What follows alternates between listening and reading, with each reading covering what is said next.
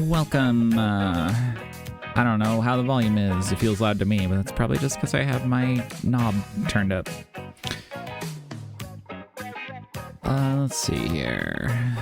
What do you got going on? Make my chat more readable.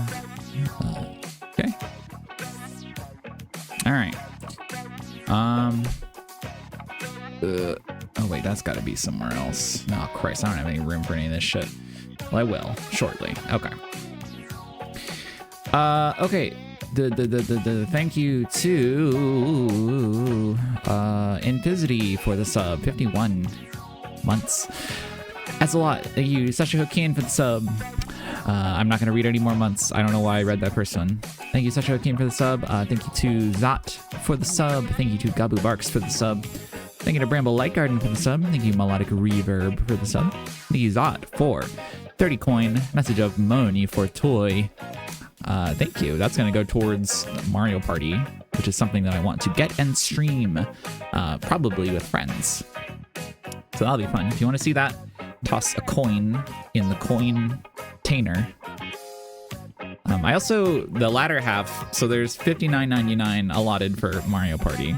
And then there's a disgusting $69.99 allotted for Dragon Ball Sparking Zero, which looks really stupid and really fun. I haven't played a Dragon Ball Budokai game since they were still coming out. I think the last one I played was on the Wii. I was about to say the Switch. That's wrong. But yeah, it looks fun. Anyway, that's what that bar is for currently. Thank you to T-Wit for the sub, 44. I read a number again. Thank you, Kona Hirano, for the sub. Actually, I'm going to shout you out because this is specifically telling me that you've subbed for 10 months in a row. 10 total. I don't know why it only says this for you, but thank you. Thank you to Tepiwin for the sub. Thank you to Ryan Nito for the sub. Thank you to K-Seed for the sub. Thank you to Jonas Zoner for the sub. And Big Iplil, thank you for the subscription. All right, so here we are in the world. Oh, I need to change something real quick. Where is that thing? Okay, I changed it. Oh, thank you, Friendo, for 20 coin. Message of, I can't stand an unfilled bar. Me either. Oh yeah, and thank you, Holly Holotones, for the sub. And thank you, Kona Hirano, for gifting out 1 sub to Lace and Silk. Kindness. Anyway. Hey, this song's a little scary. Oh, it's from SimCity 3000, that's why. Welcome, everyone. I'm gonna do a little godot. I'm gonna do a little workin godot this morning. Basically, let me tell you where I'm at. So I have a project called Toytime, which is a game that I make in my spare time when I have energy and I'm feeling healthy. So not very often do I get to work on it. Thank you, Velsparko, for the sub. But lately, wait a second. Was that noise in the song? No, that's my phone making that noise. God, that's my take my pills alarm, which I already did. Yeah, I streamed Peter Shorts. Don't you worry. God, I heard like a Pizza Tower music starting, but it was coming from my phone. I thought it was coming from the SimCity. The SimCity song. Anyway, so yeah, I have a project called Toytime that I have been working on in my usable creative time. And also, mostly what I'm doing with it currently is I'm still learning how Godot works, because I was not an early adopter. I picked it up a little bit before Godot 4 came out, and then I got real quote-unquote serious with it once 4 launched, because there was a bunch of changes that I wanted. And they're in now. So basically, I say, oh, I'm working on Toytime, but the game of Toytime like barely fucking exists. There's like most of it's still in my head and on papers and in text documents, which is still work, but it's unrealized.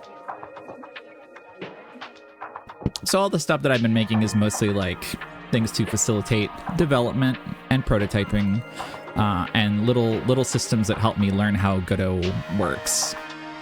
Here and there. I'm gonna skip this song because it's giving me a bad vibe, even if it's a good song. This will be fine. Thank you, T-Wit, for 30 coin. Message of Goku Party Fund. Okay, well, I'm just not gonna mess with the bar, actually. I could remove Mario Party from it, but it's fine. Anyway, Mario Party is now funded. Mario Party Real, that's good. And Dragon Ball is on the way, potentially. Anyway, so yeah, today, so what I was working on this week was, and what is happening? Thank you to Kona Hirano for 10 coin and Message of Fun for Mario to go Super Saiyan. I really hope he does it. It would make me so proud of him. The thing that I was working on this week in Toytime is, grids. So let me take you over to my horrible setup real quick.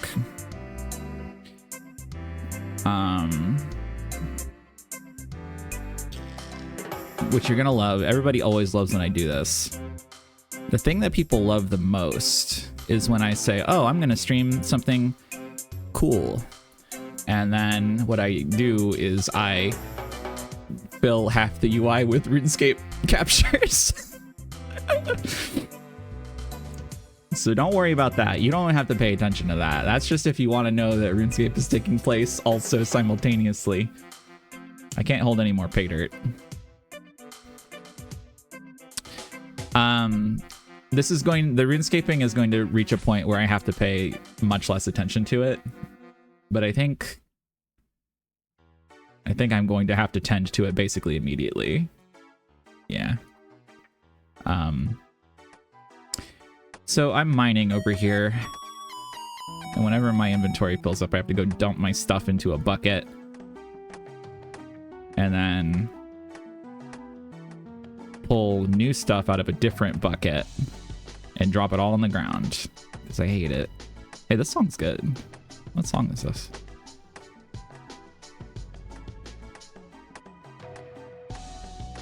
Anyway, you really don't have to think about this. It's just context. It's just fun. It's like a fun little bonus minigame.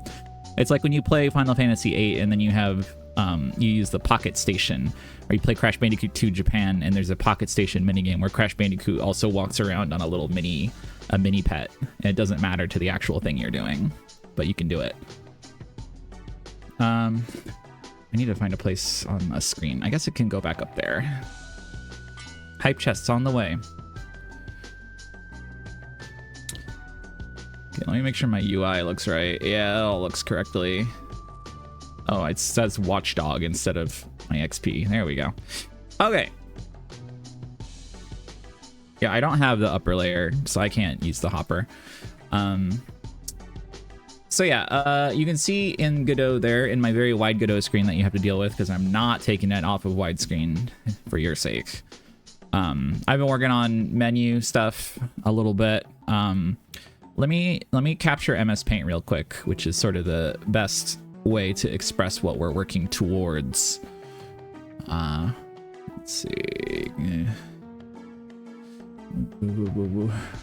Wait, if I add a new window capture here, I'll just change the.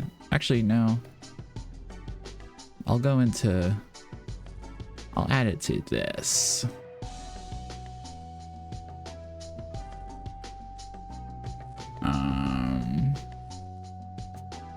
Why am I? Also, it's early, so my brain's still a bit foggy. Forgive me. Oh, please forgive me.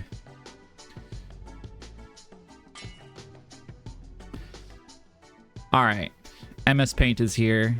We love that. That's good. Let me show you what we're working towards. So what I want you to imagine is... Oh, that's too thin. Also, is the volume okay? Or is it like loud?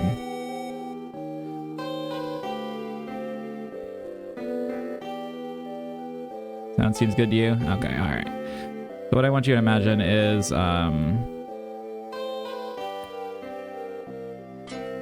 we have a beautiful menu that pops up. And within this menu, oh my god, I have to fucking deal with my pay dirt. Within this menu, there is a sequence of little grid squares.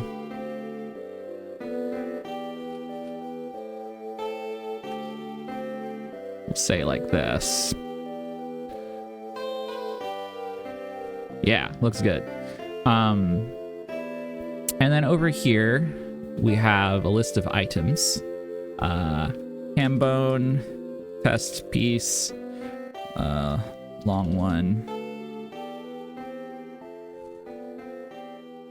There we go. Looks perfect like that. And then when you mouse over one of these, you don't mouse, but when you select one of these, what you do, whoa, you don't do that. So let's say we've selected the ham bone.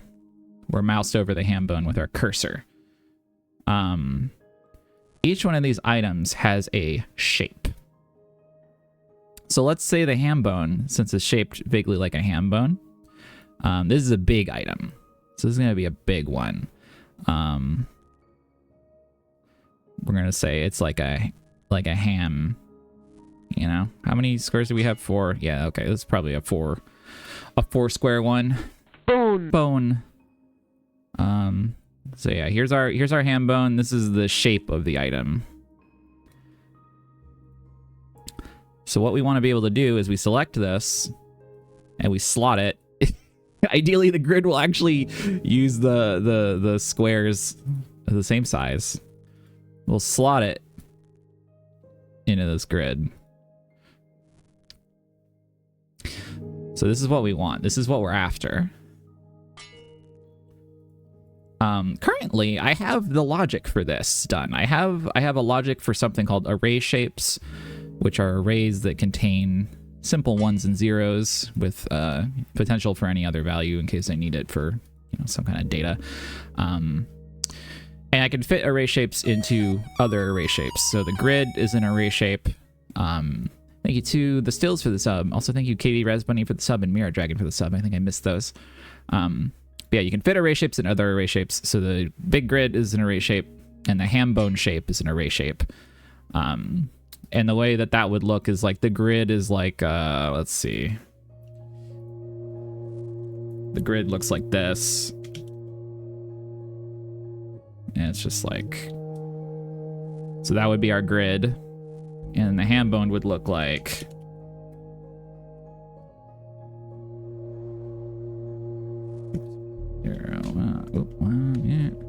and then they have to be, just for ease of me being bad at math, they have to be the same size on both axes. So it's 4x4. So in the data, this is what it looks like, and this slots into there to create this. However, there's currently no graphical component to this. I've just been using debug output console stuff to display it. So I was like, okay, well now I want to set up at least like a debug version of this this menu. And I was like, well, I would also, while I'm doing that, I should learn a little bit about how I'm going to set UI up and make a type of menu box that has different parameters and features and stuff that I can use if I want. Instead of just having just one plain debug looking box, because I don't use my time. I don't use my time smartly when I'm developing stuff. I do this as a hobby primarily. If it eventually someday, some distant day, results in something that other people can play, that's great. But mostly I'm doing it to amuse myself and keep myself occupied and to learn. So yeah, I like to make stuff look a little bit nice. I've created the idea of ham bone, but hasn't played it yet. Yes, correct. Thank you to Kasopa for the sub. All right, so this is what we're after. This is what we're trying to get to. But we can't do that yet. All right, so let me kill the world of MS Paint. I'll leave that as an option in case we need it. Oh yeah, for my ping, I don't have a ping where I'm still using like the really basic reactive ping that just takes my like Discord speaking status. Oh, what's happening?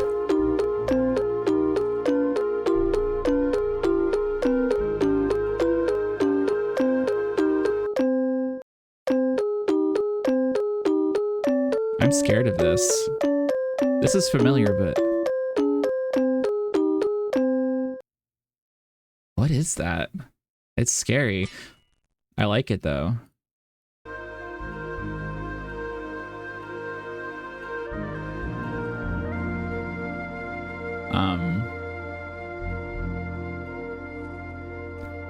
Okay. So we're back to sorry, I need to like figure out where to put all my stuff. I have somehow filled out all 3 of my monitors with too much stuff to deal with right now. Oh, Frantic Factory DK64. That makes sense. That makes sense why I would recognize it, but not like know it. Okay, so here we have what I ended up with from a couple days of work this week. Probably like 6 or less hours, even less if you count the time I was actually focused during those hours. And on one of those days, I was really frazzled. Actually, on 2 of those days, I was really frazzled. So that's promising. Also, I am just coming back from, I was on quote unquote vacation all last week to go see my family. So I'm pretty frazzled from that as well.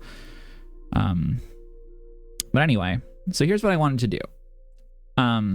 You can see that there's a sort of nice but slightly broken looking message box here. What I wanted was a type of object that I could just like create, and it would have all the features that I wanted it to have. Why is this like stuck in the top left? Oh, it's because it's clicking the text direct. That's fine. Hey, make this, here we go. And so what I'm coming from Unity, which doesn't fully make sense with what I'm about to say, but basically I'm not like fully integrated into what the sort of best design practices are in Godot just yet. So I end up making things in stupid ways and having to like undo the work a lot. And you know, that's learning. That's part of it. I learn best from experimentation and fucking up and unmaking and remaking. Sorry, I'm emptying my inventory while I talk. So what I did was I designed this message box as a thing called a so first of all, it's a class, because I was like, oh, I want to be able to create new ones of these. So I'll make it something that I can select from the new node menu. Nope, fucked up. Bad idea to have done that. So it's kind of nice because I go in here and I hit, add child node, and I can type in UI box, and it's in here, and that's nice. And I gave it all this nice code for when you create it, whoops. Oh yeah, that's actually fine. You create it, it spawns all of its little constituent parts as other nodes, and so it gets it set up to be nice. This one is not broken, by the way. You'll notice the background stretches with the border. And there's some features that I wanted for this type of menu. For instance, I wanted to be able to scale the border graphic independently of the background. So I have that function. You can swap the border graphic out with whatever, of course. I wanted to be able to scale the background graphic independent of the border graphic, which you can do. And I wanted to have like an overlay. So this, like an optional overlay. So this gradient here is it's an overlay. So that's all nice. It looks nice. It looks like how I wanted. Thank you, Website E, for the sub. And that's all good. But here's a problem. If I launch the game, it crash. And the reason it does that is because all the stuff that I put into this script here to create all the constituent parts of this message box also runs when you run the game, even though the object exists here in the scene already. It tries to recreate itself. This was foolish. What I should have done is created my message box as what is called a packed scene in Godot, which is taking me a long time to get over the nuance of it, because like you think scene and you think like, oh, that's like a level, or like, you know, like a full composited scene of some kind. But what Godot actually uses scenes for is it's just like a prefab in Unity. Well, it's not just like a prefab, but like you use it for the same shit that you would use a prefab for. So what I should have done is just made a prefab of this box that is set up the way I want it using the editor and not through code. But instead I have it creating itself through code whenever I create the base object. So anyway, first goal of today is to undo all that shit. I need to make it into a packed scene, remove all the like node class stuff from it so it stops trying to create itself, and make it so that the game doesn't crash when I launch it. So yeah, I also think I don't remember if this is correct, but I think you might be able to even add packed scenes to the like add node menu somehow. I feel like I remember reading that or doing that and then forgetting about it. So I don't even lose any functionality. Also, I wouldn't be losing functionality anyway, because I would, to get it and add it to a scene, I would just like type in like UI box down here in the bottom left and drag it in. It's like, it's the same. For some reason, I just like, I see one system, I see this add child node system, and I'm like, I need to fit my thing into that.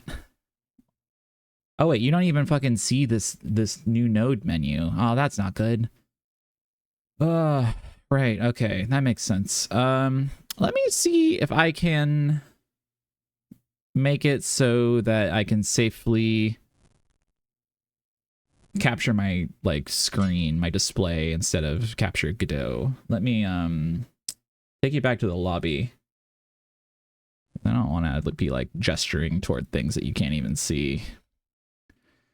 Oh man, this other monitor is gonna get even more crammed. All right, that's fine, I guess. Close this. Close this. Oh yeah, close that. Close this.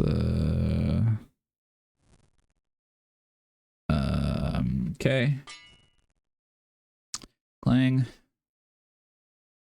Is there like dead air at the end of this Mario Paint upload?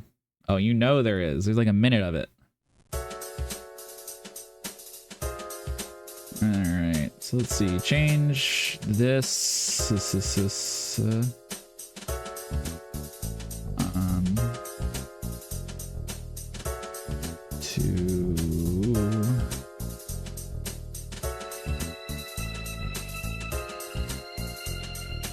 sorry, brain fog.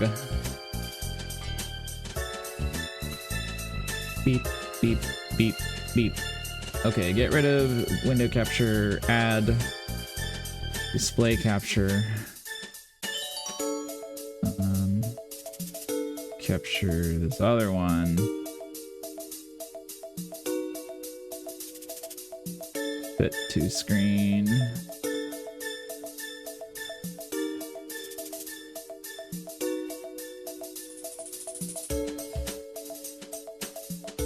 This up. Discord is not on that screen. Okay. I can't hold any more pay dirt.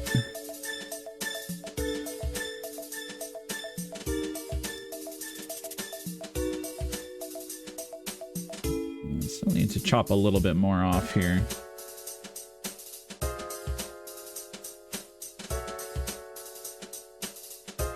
I should chop off the window top.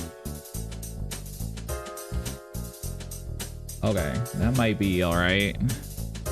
Wait, no, that's not right. Where's the... Oh, okay, I see. Wait, why is it... Oh, I see. Okay, let's just do that.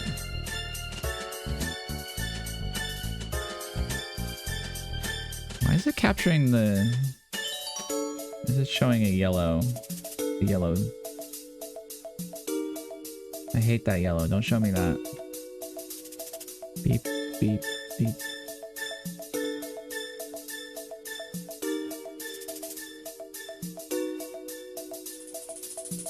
Oh, it's because it's still getting captured. There. Okay. Let me click on a bunch of stuff on my bars to make sure nothing important pops up on that monitor. No. Spray, that's fine. MS Paint, that's fine. Okay, this is actually good. All right. Start wipe. We're back. Oh, there's a Godot as a single window mode. That's good to know. I won't mess with that today. But anyway, hopefully this looks approximately the same as what you saw before. But now you can see my right clicks and things like this. It's morning for toys. It's a morning for play. It's a morning to say hip hip hooray. Anyway. Yeah, you can see that now. Anyway, so let's get started. So first thing I want to do is, since this has currently such a nice default setting that does all the things that I want it to do, I'm going to save this as a packed scene somewhere in here. I don't really have like a good... Wait, do I have like a prefabs thing? No, I just have scene. I haven't really been doing a lot of packed scenes because I'm a bad Godot user. So I'll just scene... I'll just scene... whoops. Create new folder. And we'll just put a UI folder in here. And we'll take this guy, put it in there.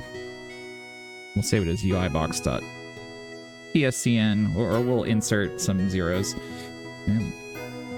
A box. Okay, great.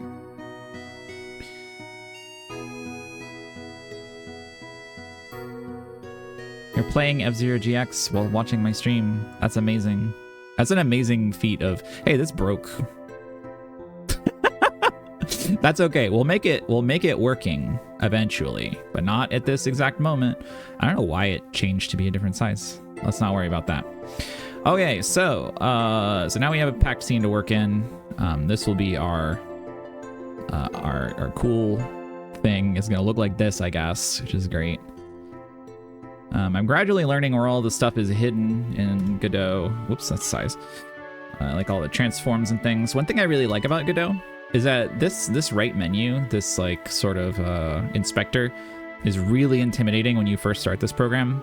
But something I've noticed that makes it a bit easier is if you're looking for a specific thing and you know how to change that thing somewhere else, and you just can't find it. One, you can just fucking search.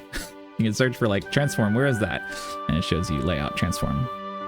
But also if you're looking for just like things that you have changed that may be affecting something that you're trying to figure out, anything that you've changed has this little one changed thing next to it. And then when you go in there, the thing that has this little loop-de-loop arrow, which I don't even know if you can see, that'll be the thing that you changed. And that loop-de-loop arrow will return it to default. So that's nice. I like Godot. I like Godot a lot. The editor is really nice for me, personally. You can also make... I need to show you this because I'm proud of it. I posted this in the Discord because I have a little channel where I dump toytime progress stuff sometimes. Where is item? Yeah, so check this out. I made a custom inspector for the array shapes, which are currently called item shapes in this context. But they are array shapes. I renamed them because I designed them for items, and I was like, wait, I want to use this for other stuff. But yeah, so like you can just design the shapes here in the editor. You can change the grid size. It properly like shrinks the shape if the grid gets too small, and you know, does all this stuff. So I was happy about that. I'll need this for designing. Like I could design my ham bone so easily right now. Check this out. Here's the ham bone. We just created it.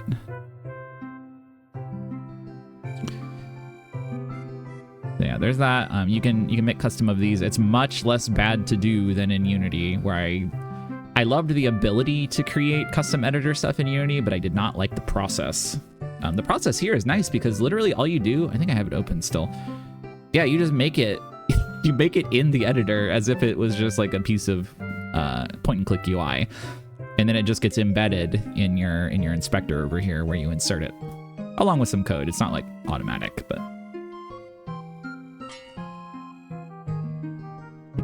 it's a very good ability, and I love having it. Only feature you wish was ability to remove or hide certain properties. I think the way you would do that is you would yeah, so there is a way to do that, because in order to add one of those custom property inspectors, you actually need to hide the original for it. So you could just like cut it out at the hiding part. Let me see. I have it in one of my scripts here. Is it property? No, it's plugin. No, it's inspector. Yeah, here we go. So as part of the thank you, Party Beef, for the sub. As part of the thing that sort of hooks into the when the inspector prints, there's a thing called basically parse property. Is a function that runs for every property in the list, and you can say if hint string equals the thing. So like for instance, for me it's array shape. So when it finds an array shape, what it does is I have a thing where it creates an instance of the custom property editor, does that, and then returns true. If you return true for a given property, that basically tells the editor, hey, I got this. Don't do whatever your default shit is for this property. So if I deleted this stuff, if I got rid of that, then it just would have nothing in that spot. So yeah, if you wanted to hide any property, you could basically do most steps of this, but just not actually create a custom property for it, like a property editor. You would just hide it. You would just say, return true, don't show me that. So you could make a plugin that just has a list of stuff that you want to hide, I guess, and you could hide them quite easily. I don't think I actually needed to open the bag of ore yet, but I'm doing it. Yeah, there's a page somewhere in the Godot documentation that shows all the custom property editor stuff. I can send it to you later if you don't find it. Oh, I did actually need to empty that. Thank you to Anthony and Cornstrom for the sub. Oh, actually, I wonder, I could probably put my chat up here. That would help me out a lot. Oh yeah, that's way better.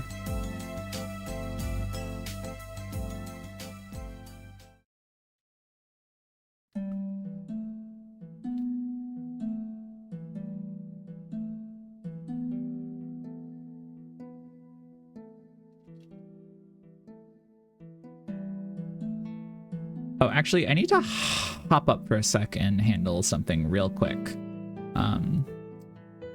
Let me click Pim on a mining node, which she will do for about 16 seconds or less. I'll be right back. I'll just be like a few minutes. BRB.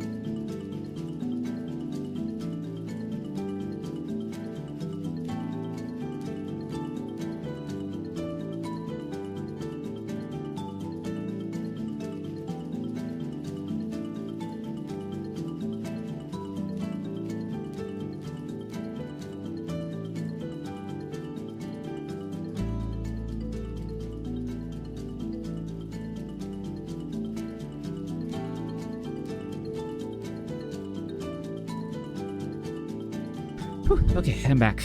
Pretzel needed something, so I helped her.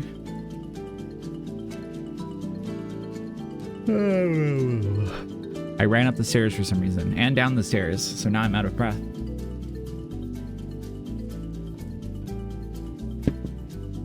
Anyway, what was I doing? UI box. Oh. Why did I run? My heart is pounding. Okay, so here's what we do. Currently on my UI box, I have an init function that handles all the creation stuff. And what I'm gonna do is I'm just gonna like see how much of this I can comment out. So we'll leave the resize connect thing for now. Thank you, Chippy Bippers, for the sub. Sorry, I'm out of breath. Let me comment this out. Whoops. Oh wait, I can just use the comment hotkey. That's okay, I don't want to do that. Don't need to set the texture. Don't need to set this shit, because this shit is all going to be saved. Call it a init function because you're really in it when it runs. That's true. You're in it now. We'll store this shit. This isn't necessary. This isn't necessary.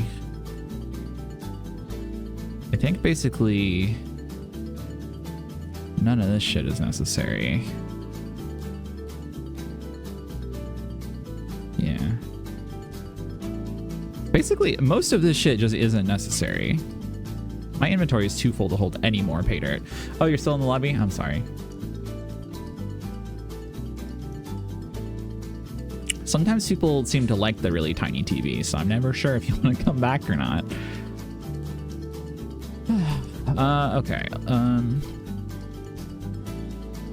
Anyway, I commented out most of this init function. I don't really need to print this, whatever that was for. And I'm just gonna, I don't need to do my adjust size either. Oh yeah, so here's one thing I need to do. I need to, so currently the function that resizes the background is connected by a code, and the connection only happens when the UI box is first created. So I need to actually connect those in the Godot, editor rather than via code. So let's see, resized I think gets connected to the BG. What is it? There's already a function in here on parent resized. Okay. So connect to BG on parent resized. Connect. It's screaming at me. Is it? Did it scream? I don't know if that was screaming or not. Oh yeah, screaming. Okay, well let's not worry about that. I'll fix that at some point. I also need to connect resize to its own script, which I think is probably, is it already called on resized? Yeah, it is. Okay, because it uses that for something.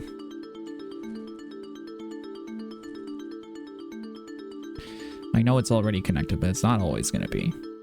So let's get rid of the connection as part of init now. Oh, and now init is completely blank, so let's just stick a pass at the end in case you need that for something else. All right, how's this looking now? Still screaming.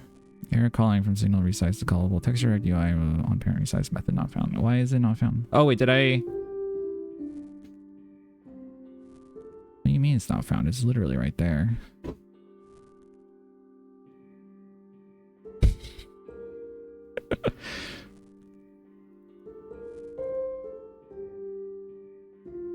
Okay, well, let's just do on UI box resized connect. Now that exists, and I'll just copy this over. There we go. Now do you like it? No, you still hate it. It hates both of them. Error calling from signal resize to callable. Method not found. What does that mean?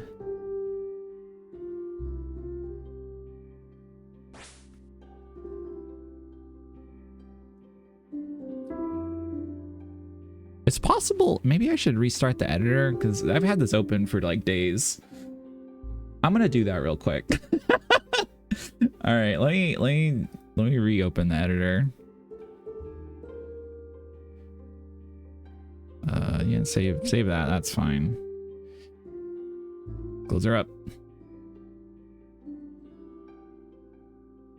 It's somewhat easy to break the Godot editor still. Especially doing stuff that's supposed to be done in the editor, like doing stuff as if you're doing it in engine, in game, but performing those same functions in the editor, like using script to connect signals. Sometimes these things can get a little weird for that. So it's probably just some leftover funny from that. Okay, no, I've reopened it and it's still doing that. Interesting. I wonder why. Let me destroy the on parent resize one. Disconnect.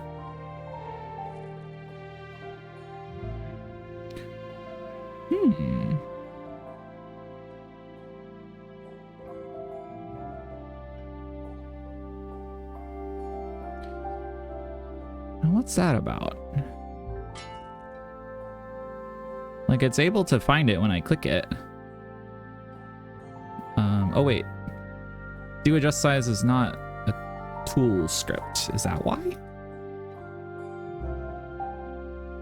How was this working before if it wasn't a tool script? Let me see if that fixes it.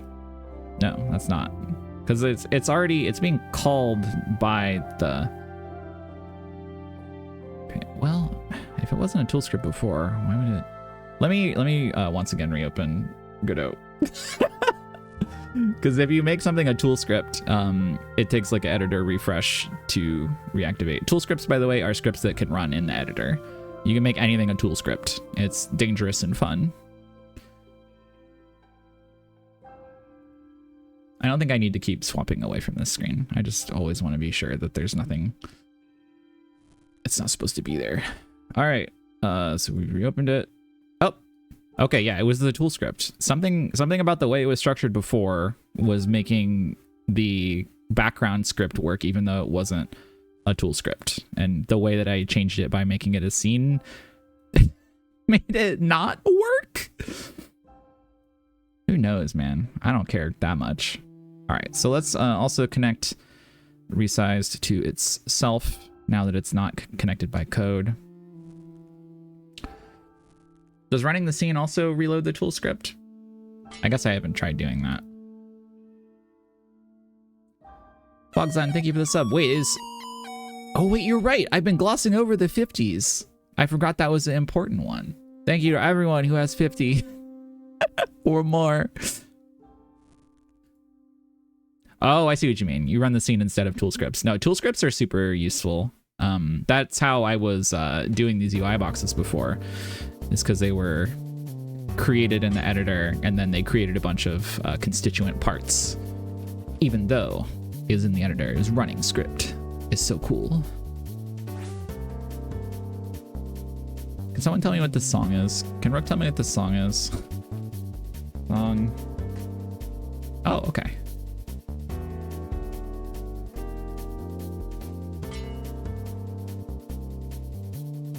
Anyway, so that's working now.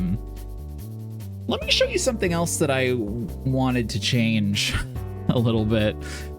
So you'll notice that I have these set up such that there is a parent UI box, which is the border, a child UI box BG, which is the background, and then a child of that UI box overlay, which is the overlay. And then in order to achieve this thing where the border can scale individually of the background and stuff, why did that not change? Well, I broke this apparently somehow.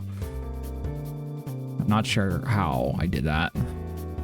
Anyway, in order to achieve that, what I did was every time I change the size of a parent, I have to do a bunch of crazy math. It's probably not that crazy, but it's crazy for my brain. I had to do a bunch of stupid math to also change the size of the children so that they don't blow up the same way that the parent did. Because so the thing is that there's for texture rects in Godot. As far as I know, I might be wrong. Please, God, tell me if I'm wrong. There's no way to change just the UV scaling of something like a 9-patch rect or a texture rect. You have to actually scale I mean, obviously you can change the size of the source texture, which I don't want to do because I want it to be slightly more dynamic.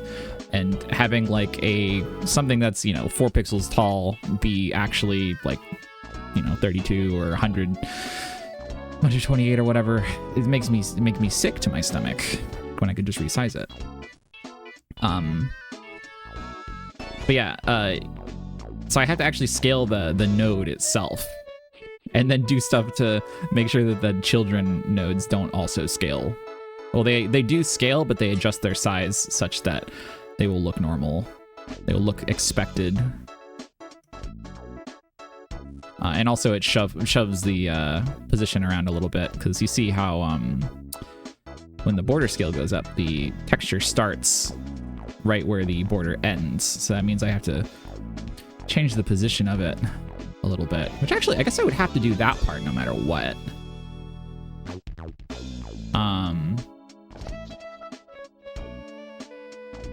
Anyway, what I was thinking I should do instead of all the math stuff, which, did I even find where that was? Yeah, there's like do adjust size in here, where it like adjusts the scale, size, and position, takes border scale and margins into account. This runs whenever the parent border changes its scale. Anyway, what I was thinking I could do is, and the reason I thought of this is because when I posted this in the Discord, someone was like, oh, is that background a shader? And I was like, oh, I guess it could have been. I guess it could have been a shader instead of all that crazy shit I did. Because if you look over here in, where is it? Whoa, that's screaming, whatever that was. Oh yeah, field menu. If you look over here, was it this one? That has no... Is it this one? Texture rect? Yeah. Or this one. This one also. Why does this not have a material? It used to.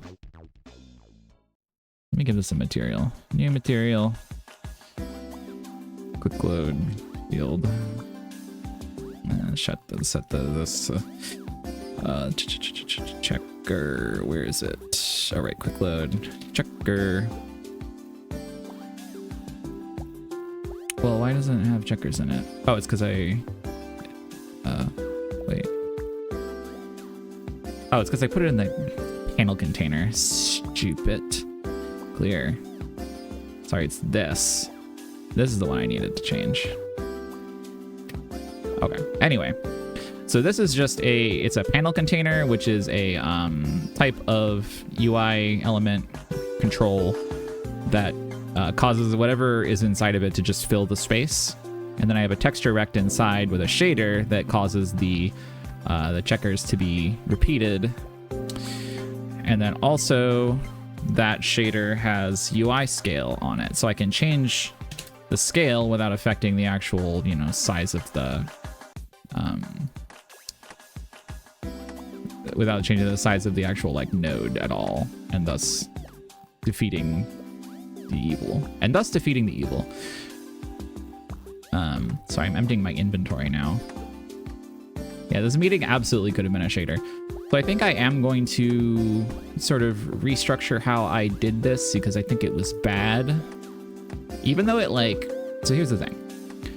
When it comes to making games, or making things that aspire to be games someday, sometimes you make shit bad.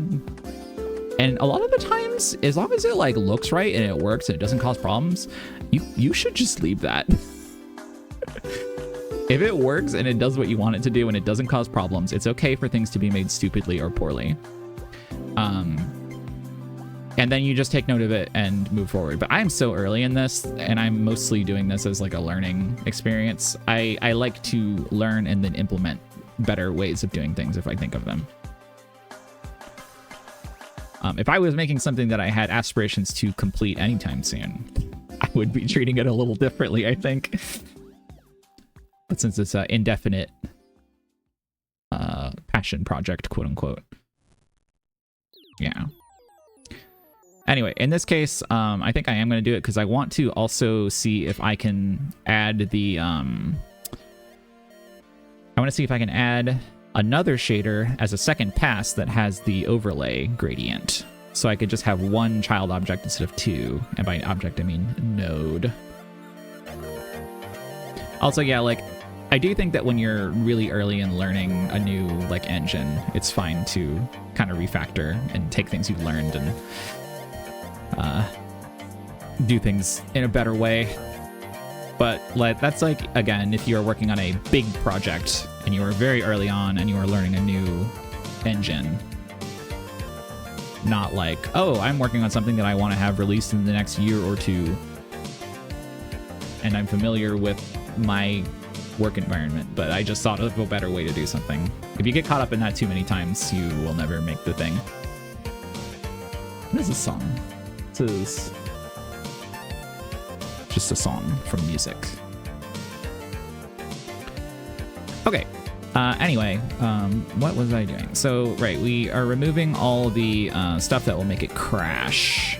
So let me see if it still makes it crash. Run scene.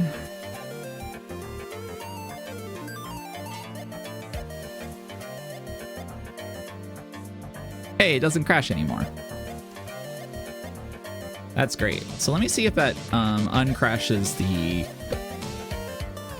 main scene. This is gonna look like shit when I run the game, but that's okay. Yeah, it's in the... Oh, wait, I didn't actually put the damn thing on... I didn't put the scrolly thing on your screen. Oh, it still crashed. Okay, that's good. I knew I forgot something. Hang on, let me fix that.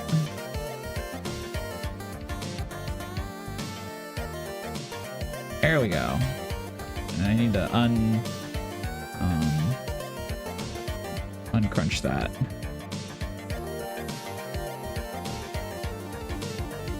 There you go. There you go. More shit on your screen, yay. Oh, I have too much stuff.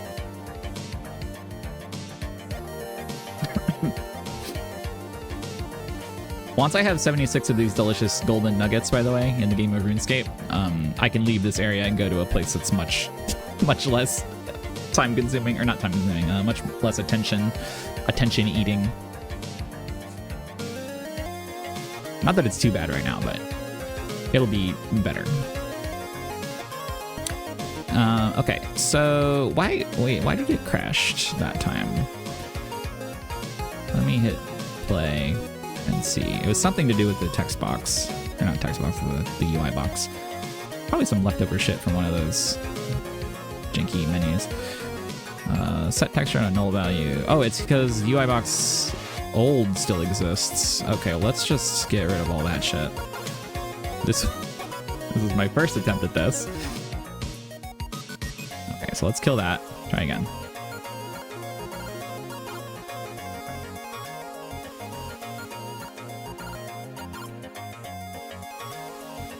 Yay, it doesn't crash anymore. I can bring up the UI box scene and it pops up. Pretty good.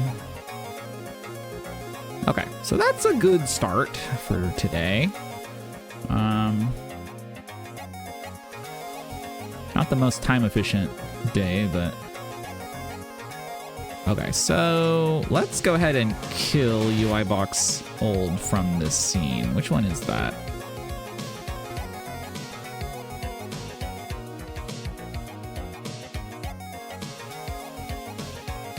Oh, this. Okay, let's just destroy that. Fuck it. Delete old and its children. Great. All right. So that's good. We'll go ahead and delete this UI box as well. And we'll also delete this one. These are like sort of concept tests, so I'll put these just out of scene. Slice shader test. All right, this I was trying to figure out if I could if I could use my UV resizing thing on a 9 patch, which is the thing where like you have the corners, the parts between the corners and the center, that lets you do this nicely, scale a box type sprite. I wanted to see if I could UV scale those as well, but I kind of don't fucking understand anything about shaders to begin with. I did not really have a good concept of how to achieve the same effect as scaling things up and down. So this was a failed idea. Too complicated. Not worth my time to figure out.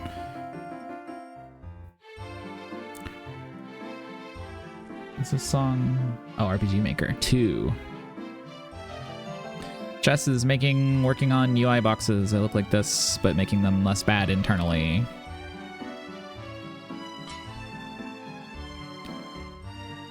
Okay, so next thing we shall do is that we shall bravely detach the script from UIBoxBG, I think? Because wait, what's in here? This has the stuff for adjusting the size. And that's about it. So we don't need that. We don't need that anymore. We've got a new style. We've got an exciting new style.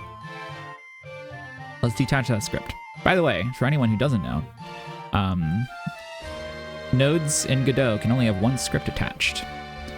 So in the way in Unity, over in your inspector, you'd usually have like, Thank you, Yumika, for a very nice amount of raiders. Welcome to all Yumika raiders. I'm working on some stuff. Anyway, so in Unity over here in the inspector, you'd have like what are called in Unity components, which are like individual scripts basically that pile behaviors on top of the object that you're messing with, the game object. And in Godot, that is not so. You can have one script per thing, so it's sort of built around having you can use child nodes as sort of components. I haven't really done much of that yet myself, but I watched some videos, which means I'm basically a professional now. And I do have a what's the word? State machine. I have a state machine that sort of uses that. And yeah, you can chain scripts together by using an extend thing at the top of a script, but it's like, it's scary.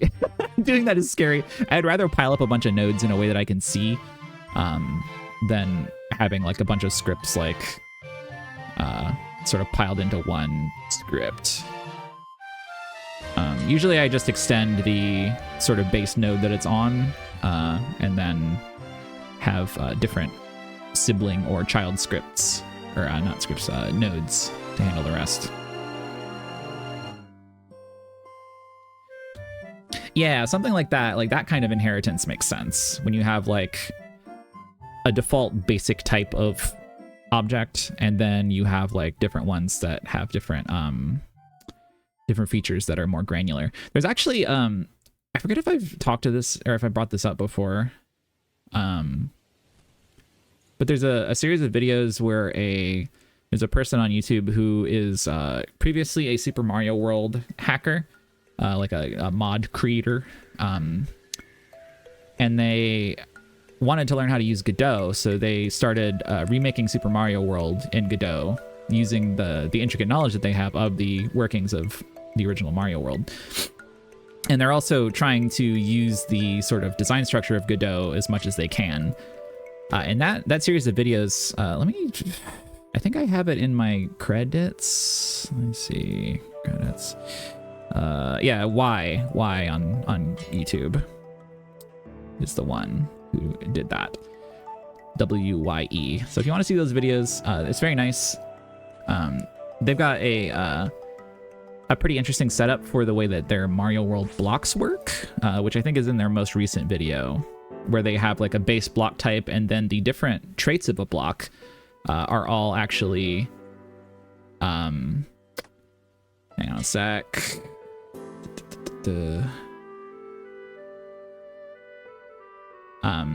Each of the traits is actually like a child node of the sort of base block type.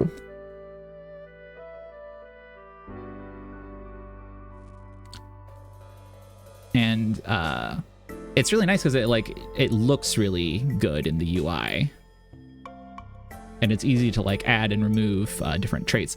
And by traits I mean things like whether a block has an item inside, or whether you can hit it from the bottom, whether you can bounce from the top, things like that. Right, yeah, it's the same dev of Plumber for Every Season, which is apparently a known Super Mario hack.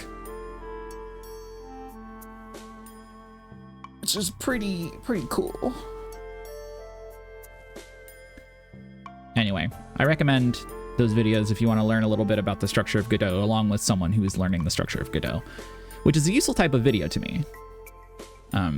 Tutorials and stuff by people who already know what they're doing are like, obviously that's a good resource, but I always learn best from someone who is learning themselves. Even if you can potentially pick up their, you can inherit their lack of knowledge on specific things. It just works best for me. Anyway, so we detached the box BG script, which I think means that when we resize this, it will no longer, it doesn't resize that anymore. And that's good. That's what we want. Because what I'm going to replace that with is we're going to add a box container. Oh, wait, no, not a box container. Sorry, we're going to add a panel.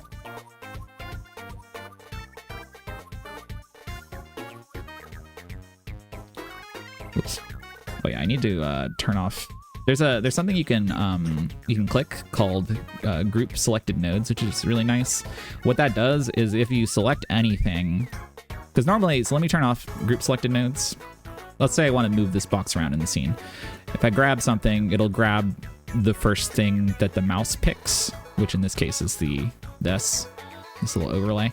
But if you group nodes, it'll make it so that if any of this thing's children gets picked, it'll select the topmost parent instead. That's a handy thing to know about. Alternatively, you can hit this little lock, and that'll prevent something from being selected in the editor, which is also useful. Good things to know if you are unawares. I didn't know what this was because the UI element for it doesn't tell me anything, so I just like ignored it. I just did not perceive it. I was like, that button is a picture of two squares. It doesn't mean anything to me, and it never could.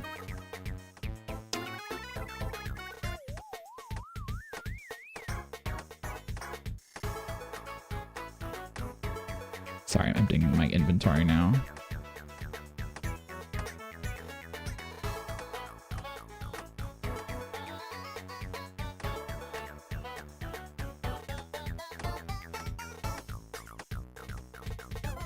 We're almost at 76 of these delicious golden nuggets. You can hold Alt to drag whatever you selected instead of being reselected. Oh shit, really? Now this I didn't know. So you could select something up here. Oh. Wow, that's top secret. Thank you. That's actually very useful. Aw, yeah. Sewer or later.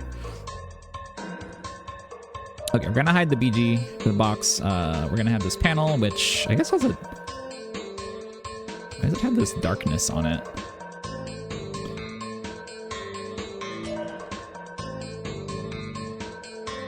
Oh, there's someone else in my little spot here. Let's hop to another world.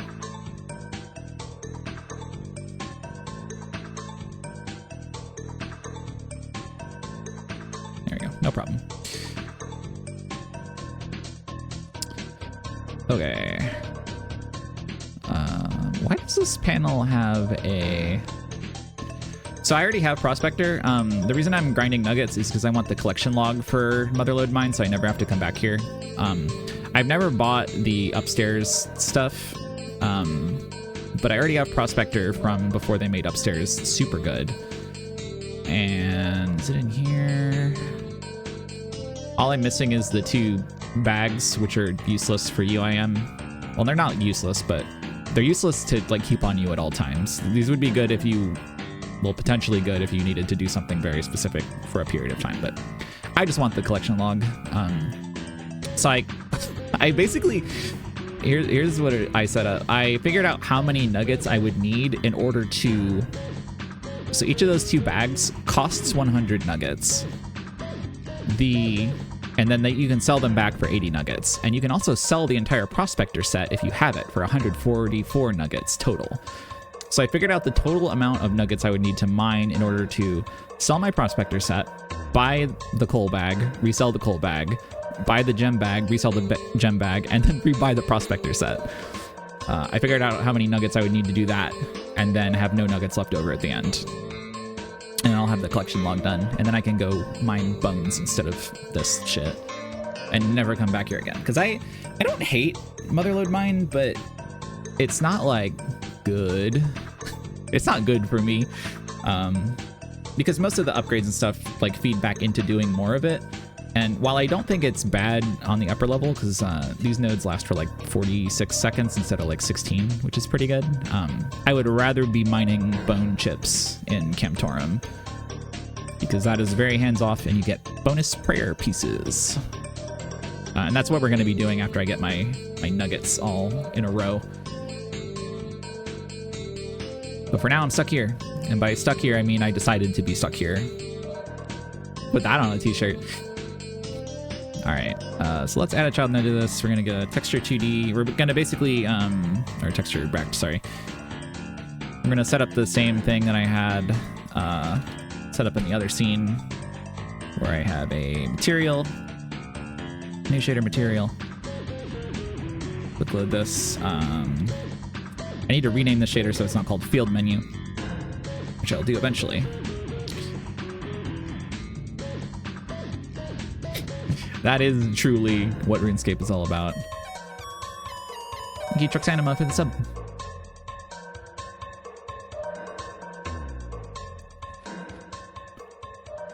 Yeah, I'll do this one. Toy day, toy day. So we'll set this back to checker. So now, what this will do is, oh, that's wrong. We need to stretch mode to tile by default. And there's a thing somewhere in here for behind visibility, show behind parent.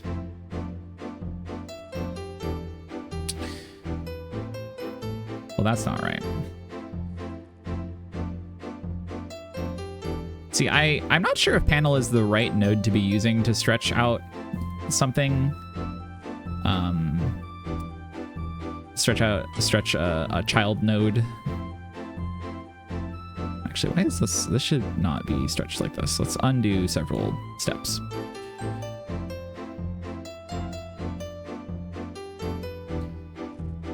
What is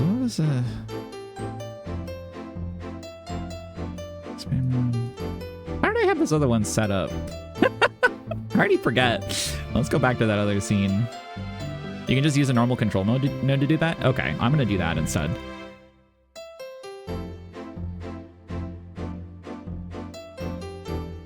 This panel is like, it's for something specific. There we go.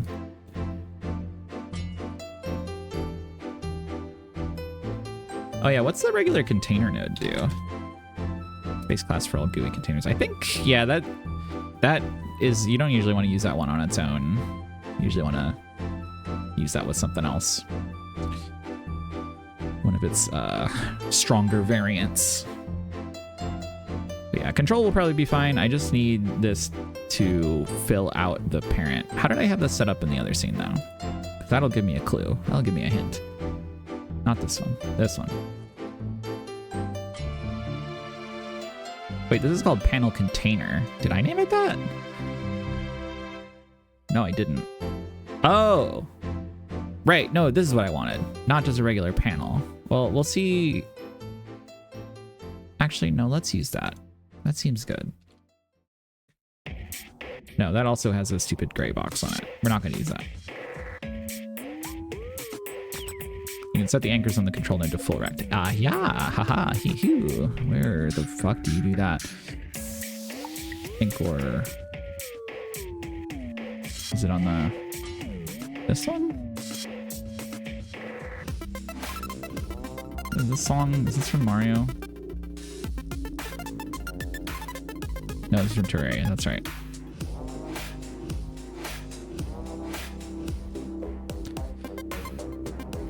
Layout mode anchors. On the control? Layout mode position anchors. Oh. And then full rect. And then this somehow needs to become good.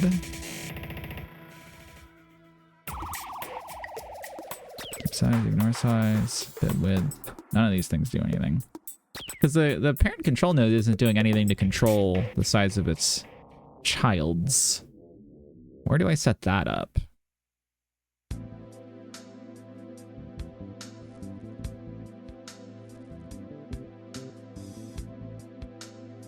Actually, do I even need a parent for this? Can I just set the full rect stuff on...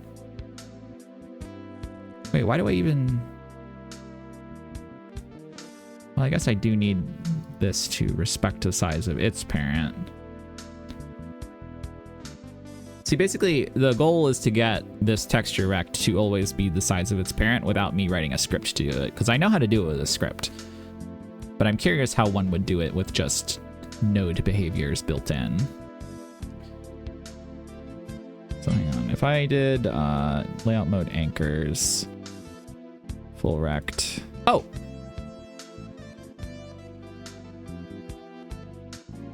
Okay. So I think that wins. Because then I just go, where's the behind thingy? Papa. Oh, there we go.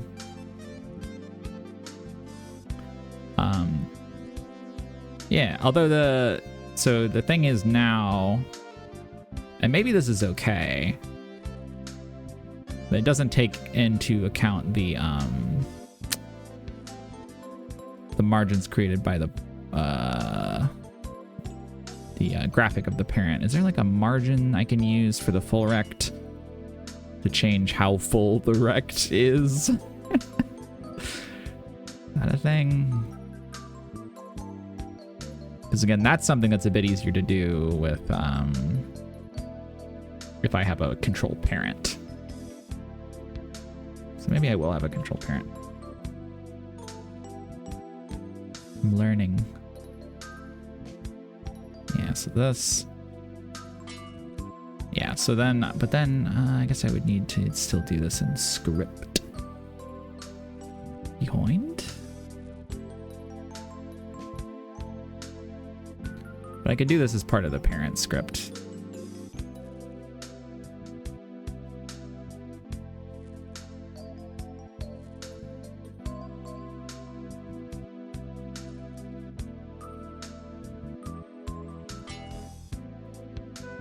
I'm curious what the, so hang on.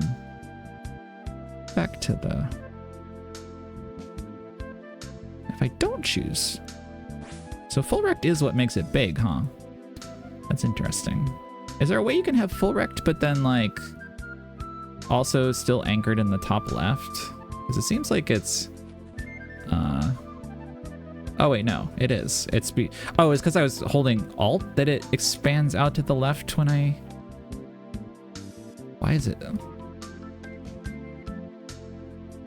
Okay, so if you grab one of these and drag it normally, it drags in that direction. If you grab one of these and drag it while holding Alt, it grows in both axes. I was trying to, I was holding Alt because I wanted to keep this thing selected, but you don't need to do that if you're interacting with a handle, I guess. Anyway, I shouldn't have done this because,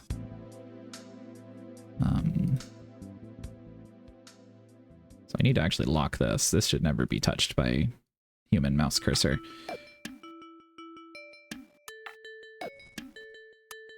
Yeah, okay. What's this one? This is Steam and Fry from question mark? Oh, this is just from an album, I think. Oh, it's from Last Call BBS. Okay. BBS. Right. That thing.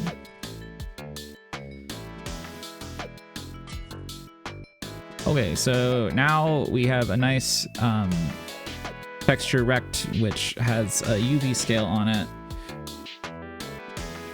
instead of a bunch of crazy math. Yeah, it's also a red computer system like UFO 50. Popular color.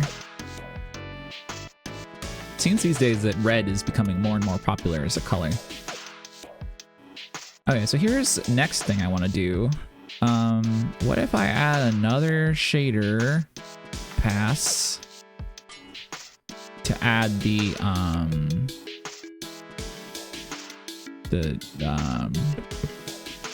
overlay? I don't remember how to add another shader pass. I've done it before, so I can find it somewhere in the world here. But what if I tried to use my neurons?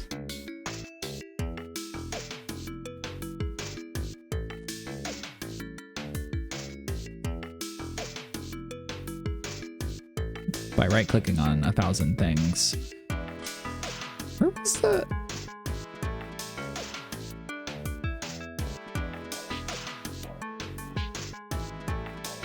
Was the second shader pass maybe something in the shader? No, that wouldn't make any sense.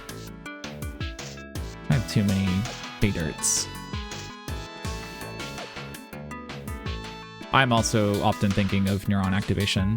I'm gonna have to empty the satchel now. So, all right, the satchel might free us from Motherlode Mine. So let's hope that that happens. It did not.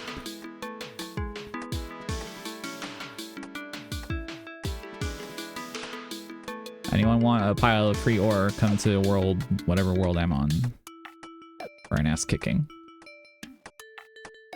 I don't want this shit.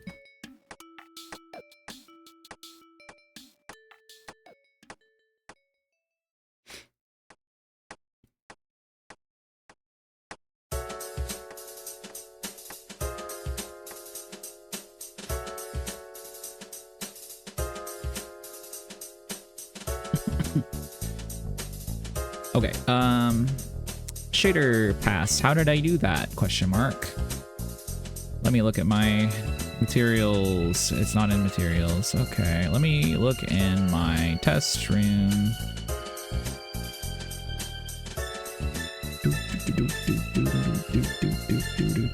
One second, I need to do.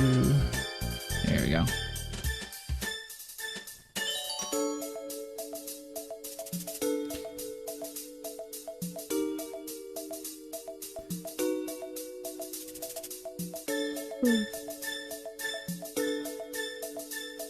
Okay, where? Sorry, my brain got scrambled for a moment. Okay, test room. Here's Griswold. You know him, you love him. Those are two. All right. Wait, I actually don't need this one. I need the Void BG? Is that the one? No. It's been a while since I've looked at some of these scenes. Toy tools. Is it rim camera? I think it's rim camera. BG plane. You have multiple shader passes, don't you?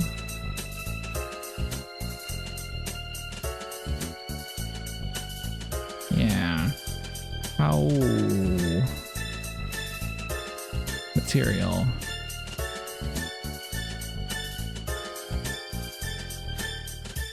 Oh, there's a next pass thing on here. Okay. So where is that in my other context?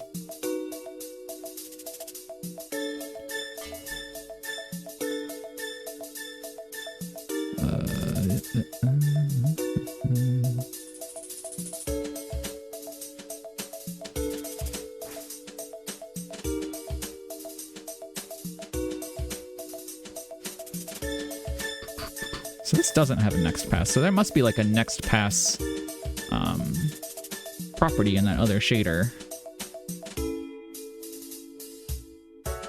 I'm so stupid at shaders.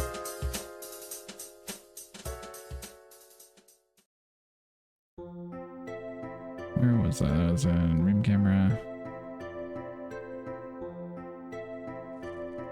Material.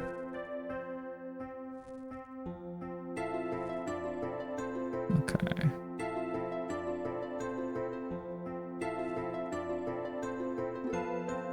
Oh, there's no next pass for 2D shaders. Oh, okay. In that case, I won't overcomplicate it. I'll just continue to have those be separate things.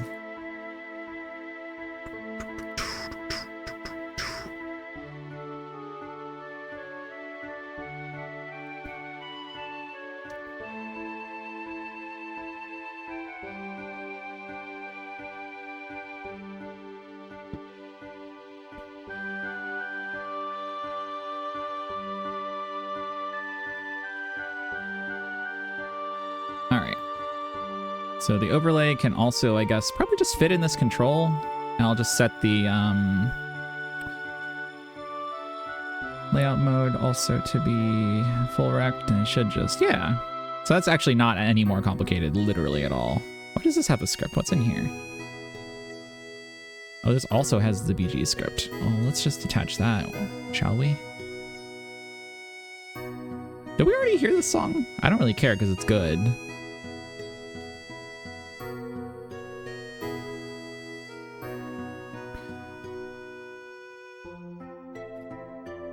Also, yeah, I agree. Shaders don't make any sense to me because it's like another language, literally. So I just try not to think about them typically. One other thing I wanted to change. I'm glad that there are people in the Discord who understand and love writing shaders, because that ain't me. So one thing I wanted to change about the shader is I wanted to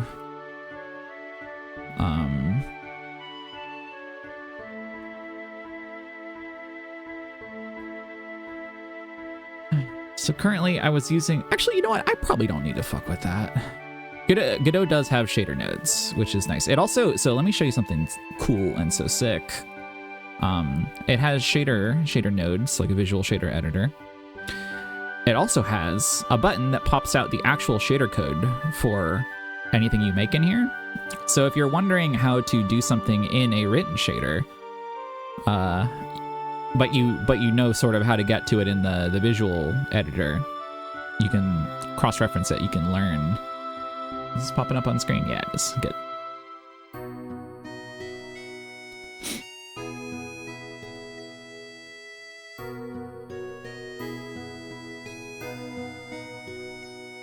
Yeah, it's a very, very useful thing to have.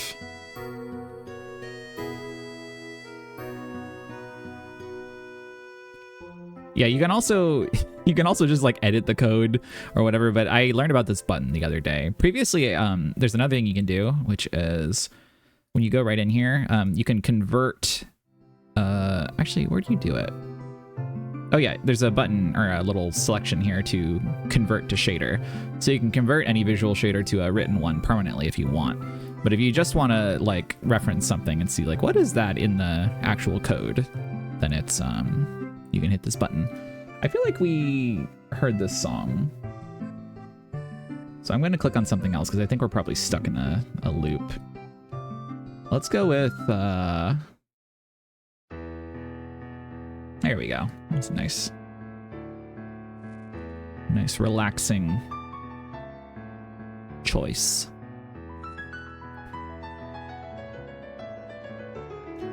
I'm actually going to turn off shuffle for a little bit, and we're just going to go through all those Sims building music because it's useful.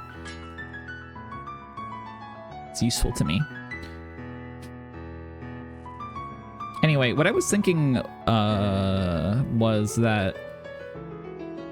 Oh wait, actually, instead of locking both of those, let's use this, haha. Because then if I click this...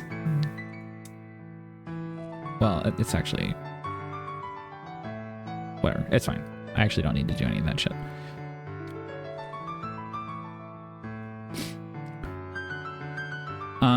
What I was thinking was that I could add the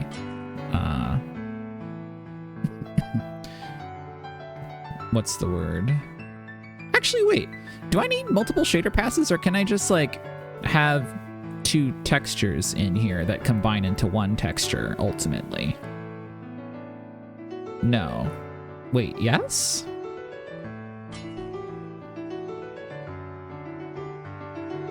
Surely, right? Because you can do like, you can combine textures, like you can use one as a normal map or whatever. Sorry, this is like extremely basic shader stuff.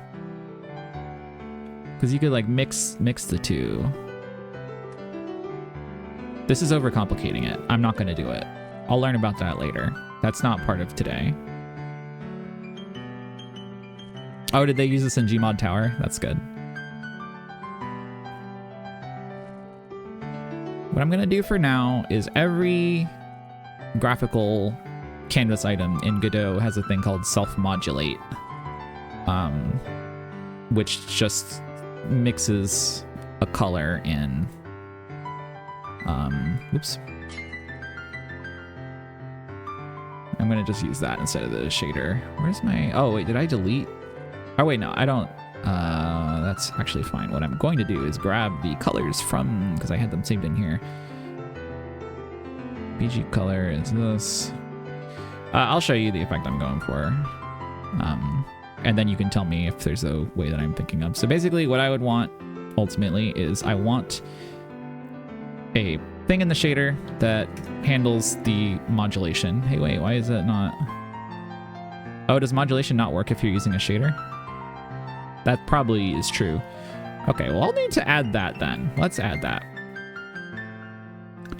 So let's see. How do you make a colored texture? It's like you take the texture 2D and you add a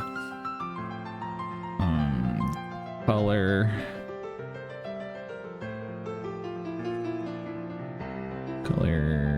parameter.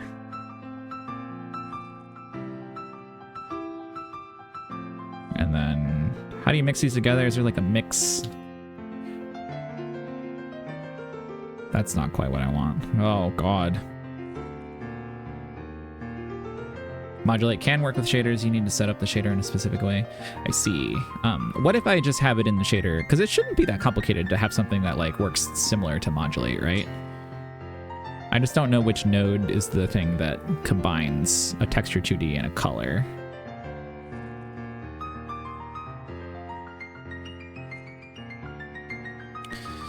I say uniform, I don't know what that means.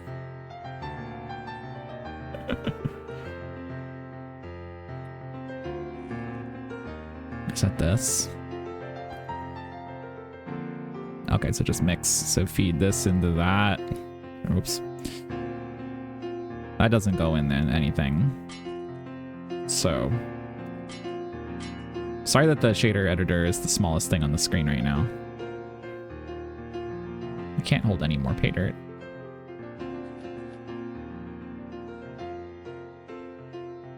Yeah, oh wait, I see. Wait, I wouldn't feed it in there. Is this?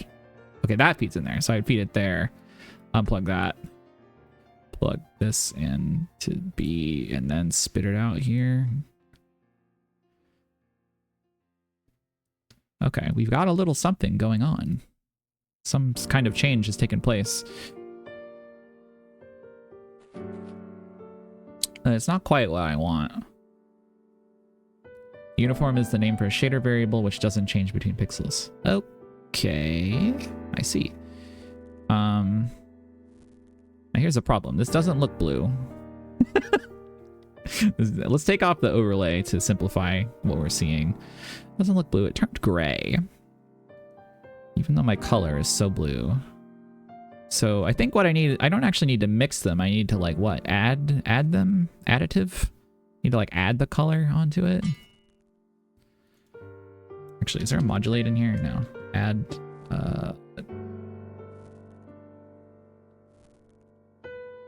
I'm making a face. I don't know what any of this shit means.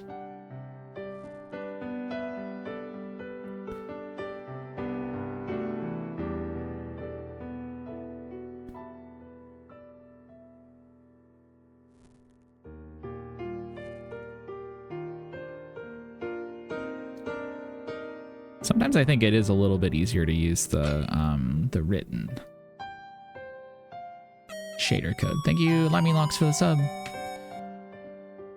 Because I do have other shaders that have like this sort of color modification thing, feature, factor. But they're written. They're not node-based shaders. So I don't really know.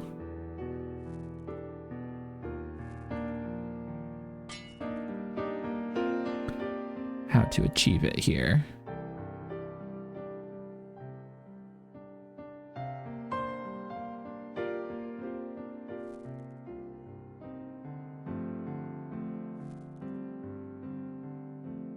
Yeah, I'll just say this. If you get any weird messages right now, just fucking ignore them. Also, sorry. Truly nothing that can be done.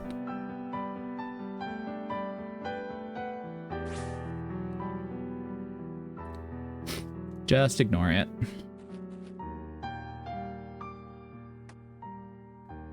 Oh, my pay dirt is full.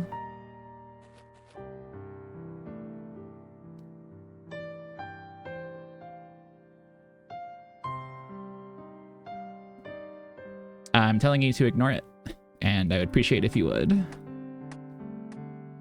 Also, I'm not sure if your messages are actually going through as a result of the topic. Alrighty, thank you. I appreciate it.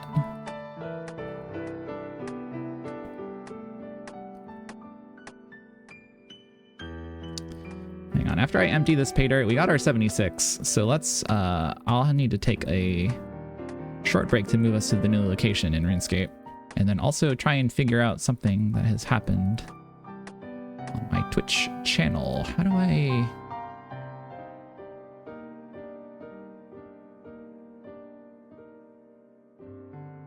Oh god, I hate Twitch's mod view.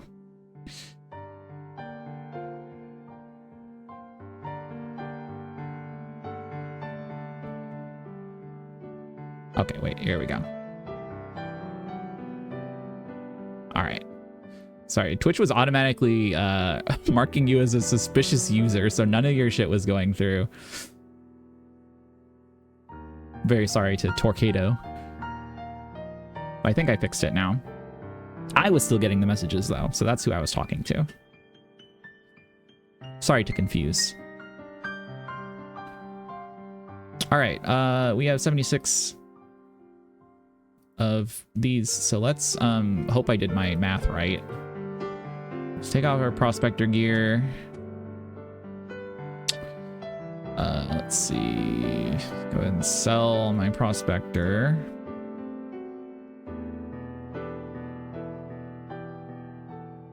Wait, Kano, don't do that.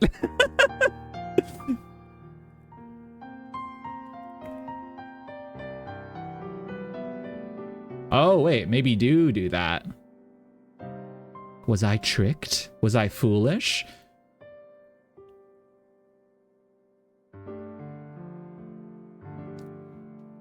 Never mind, I got fucking tricked. I got had. Kano's actually smarter than I am. Okay, well, let me remark them as sus.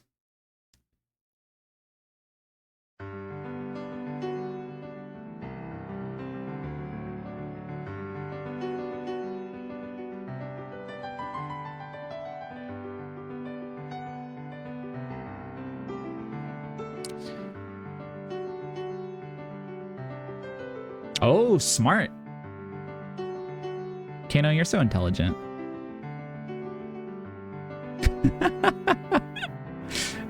This is why you're a moderator.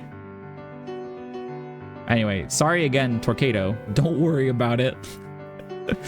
I'm just stupid. I was tricked. Okay, let's buy a coal bag and sell a coal bag. Yay, new item coal bag. Sell 10 coal bags. Buy a gem bag. Yay. Oh, I think I got too many. Did I get too many? No. Nope, perfect.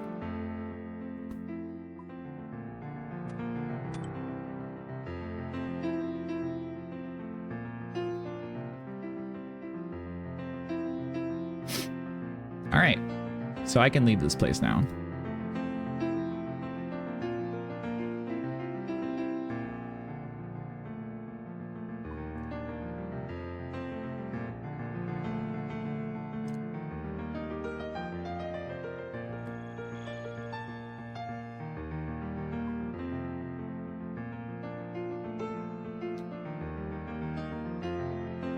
You may miss Motherlode Mine, but Holly, I think you're going to be excited about where we go next.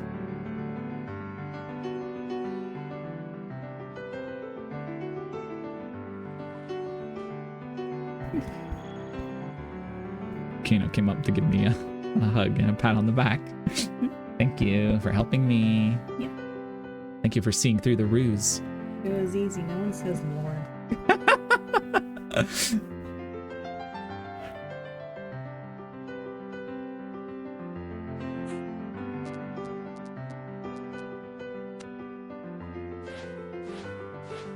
Not mining. Here we go. We're going to the new mining location.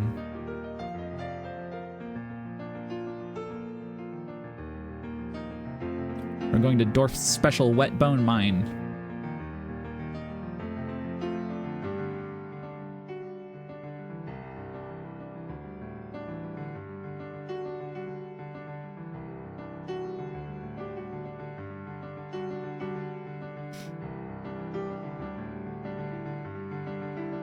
Okay, once I complete this, I'm gonna need to scroll up and check something.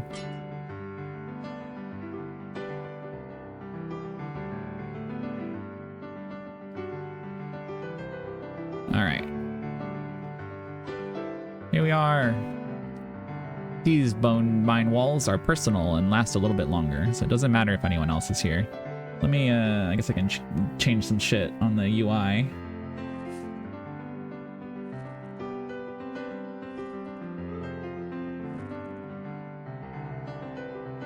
Let's see, we no longer need this. We no longer need...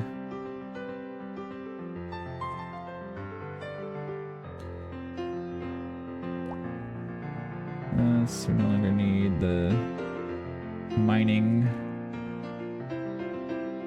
Where even is that capture? Here. Don't need that. Okay, my UI looks slightly bugged up now, but that's okay.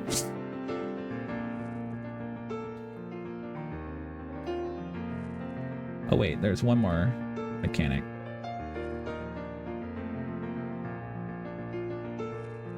There we go.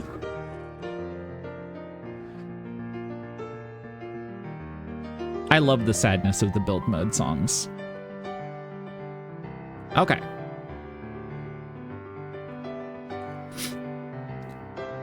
Let's get back to what I was doing in Godot. Scrolling up. Okay, so we need multiply. We need a multiply.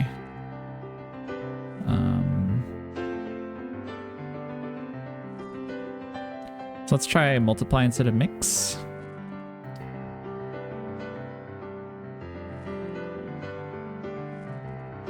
Well, that's still darkness.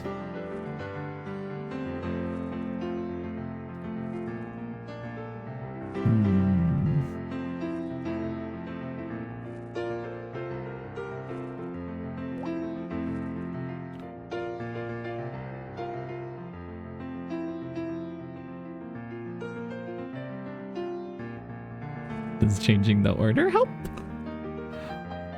No. Okay. You never know.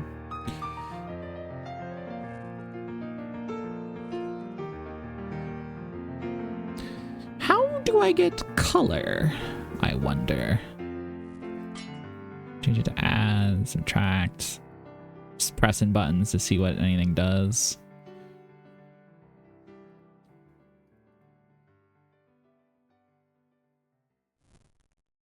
Does anyone know how to do what I'm trying to do?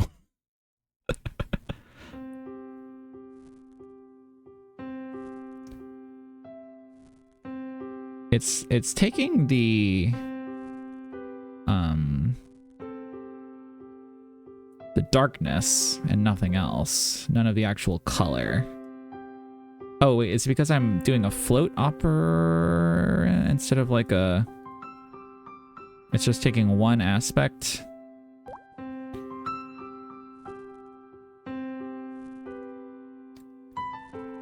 Do I actually need to use a vector for a color? You haven't used the node graph, so you're not sure. Well, let's just try using a... Let's see what this does, if anything. So just take that into that, take this into that, take this into clang. What's that create? Oh! It is. It's because it was only taking one value from the color. Okay. I think that's what we want. I think we want vector 3 op. Although, does vector 4 work? Because I think alpha might be what we want also. Because if we change the alpha now... No, alpha doesn't do anything. Because I don't think we have any support for transparency. Ugh. I don't need alpha yet. No, but I'm going to for the overlay, so... Well, maybe... Let me see if the overlay just works with this material. Like if it inherits the alpha property just from the image, the source image. So let me try. Eventually these will be one material and not two separate ones, but for now. Or no, I guess they'll need to be two materials. Go field menu. Okay, it looks like hiccup. It looks like it is inheriting the alpha. So it doesn't like take the alpha from the color parameter, but it takes it from the source image, which is fine to me. Basically perfect. Okay, so script, let me get the default overlay color that I set up earlier. There we go. And now we've got our text box back, except this time it's using shaders instead of and shaders and controls. Now here's the thing, this control also needs to, let me think here.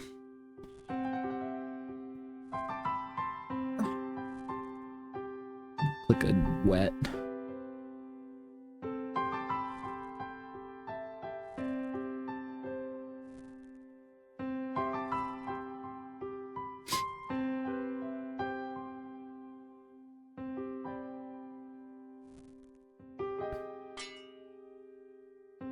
I wish that there was a margin.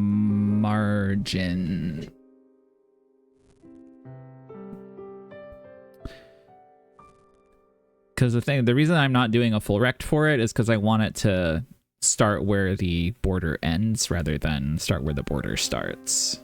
There's a margin container node. Oh shit. Oh fuck. Margin containers. Perhaps that's what we want instead of control. Pop these suckers in there. And set this thing to behind. Show behind parent. And then now we set it to what was the thing? Layout mode, anchors, full rect, and then we set the margins. Wait, where do you set the margins? Theme overrides? Wait. Where do you set the margins on this? Trip. Oh, they're in theme overrides. Okay. Constants. Okay. Aha. Hee hee. So just to confirm, if I I need to like make this shit invisible real quick.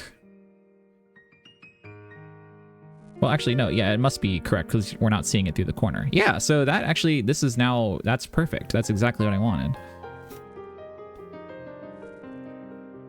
Except, there's a setting for this. I know there is. Where is it? It's like ignore size. Yeah, there we go. There we go. Okay. I'm already mining a wet. Sometimes you don't even have to click a wet here because the wet will spawn where you're already mining. Yeah, I also learn a lot from doing them, which is part of why I do them. They're not like the best for like accomplishing things in a quick and organized fashion, but they're really good for learning how to do things I don't know how to do and wouldn't really know how to look up because I don't know they exist. And also learning when I'm doing something just bad and wrong. All right. So my idea for this, by the way, this is just the default sort of like, this is the lowest effort nice thing that I could think of at the moment, which is a checker with a gradient over top of it, which I quite like, to be honest. But I was thinking like every good RPG has support for custom UI boxes that you can color and sometimes pick a pattern for. So I was thinking that for the overlay, you could also have stuff that acts as like a not just gradients, basically. And for the background, you could select from different backgrounds if you like. So I wanted support for those, even if I don't have concrete ideas for how to use them right now. Okay, so let me think here. So this shit, the graphics are now handled. Whoops. And we can lock this because I simply never need to select that anymore. So that stuff is all handled. So now what I need to do, I need to think with my brain momentarily. We can destroy the old UI box BG. We can destroy this control. Call this UI box BG.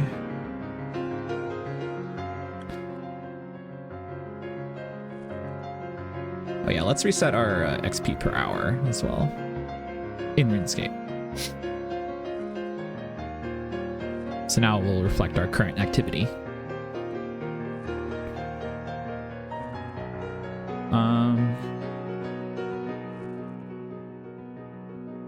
Take a sip of water.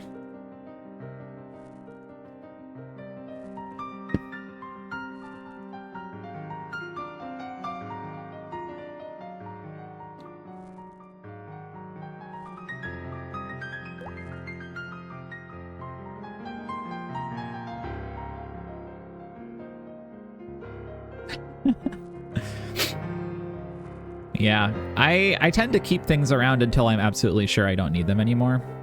Which, by the way, let's run the game and see if it crashes or whatever.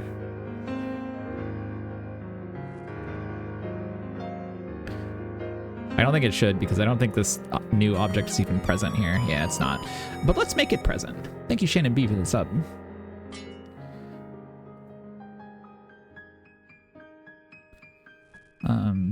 So we'll go ahead and pop one of these in here. It's screaming because the tool script is executing the wherever. Hang on, let's find where my print is this. That is well, I don't know why border scale is updating constantly, but let's just get rid of that. I don't know why that's running every frame actually, so that's useful info. I have a tendency to use is this just as a test phrase for printing. Okay, so this we'll put this up above this shit. Here we go. It's a wet.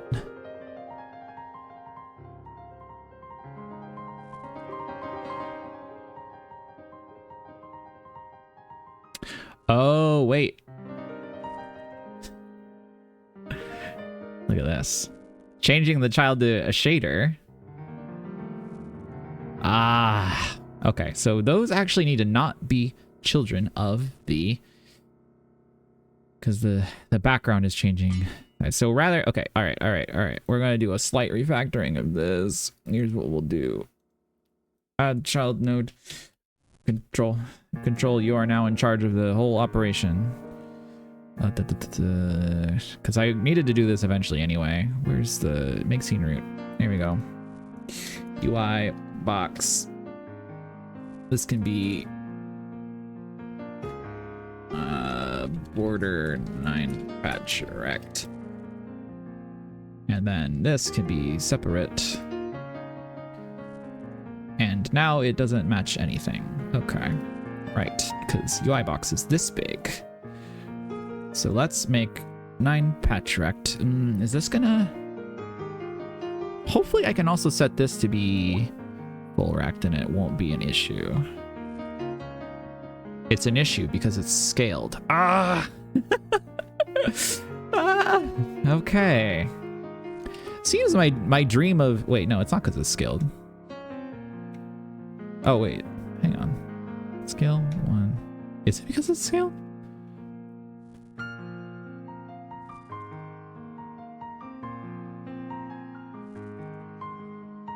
Why is this so big? Whoa. Where am I? Where did the editor just take me?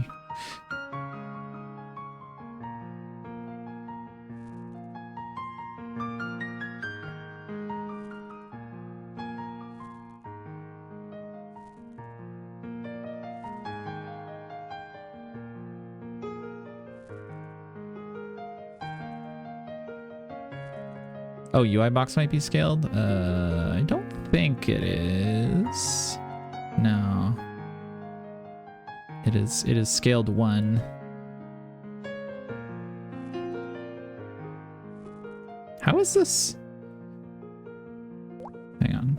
Does it need to be like... Here, let's make it the same size as the... Or wait, no, it needs to be a little bit larger than that. There you go. Oh, you have to toggle it off and on in full rect to bring it back to what it should be. I see. Okay, I think we're good now. Let's make this the new master of our times. And then if I change my order scale though. Okay. All right, no, we're good. We're still okay. Because this sucker still has to do the funny math on itself, but it doesn't affect the children at all. Okay. Well, why is the margin container? I need to make sure everything's like actually... See, this is at position 1.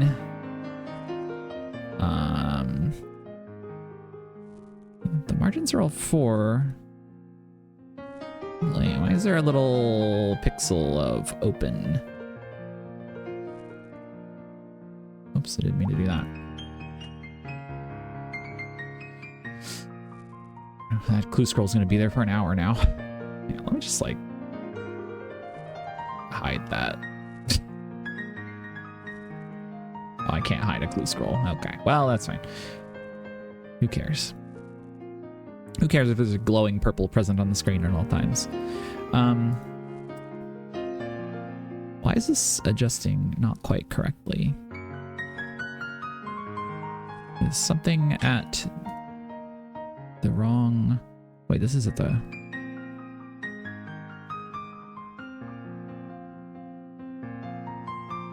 These are at the right positions. Is something with the margins? Margin,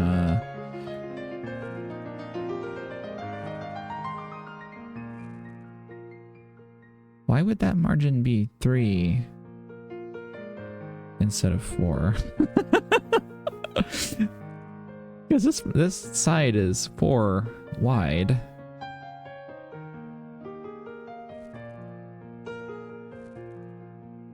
Oh, it's going over the edge by 1. Why is it doing that? Even though it's a position 0. So you can see the end of our UI box here. Our 9-patch rect, which is the border, is spilling out by 1 pixel.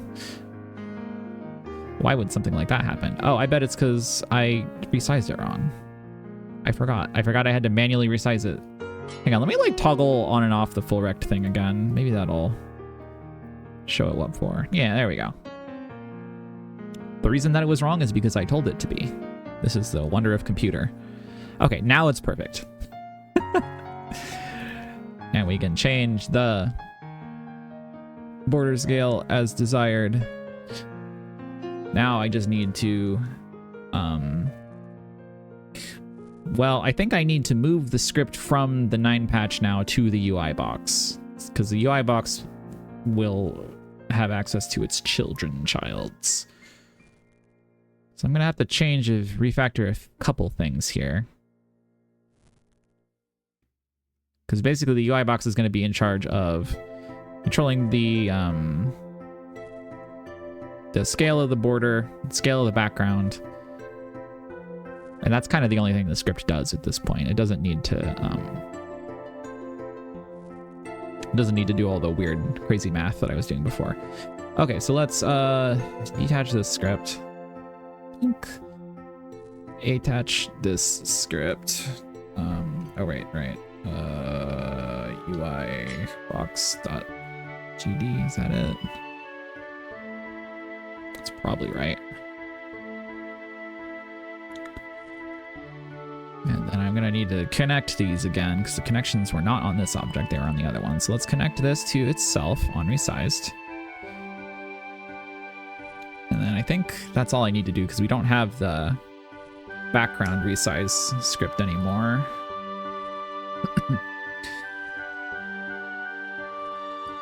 Okay, so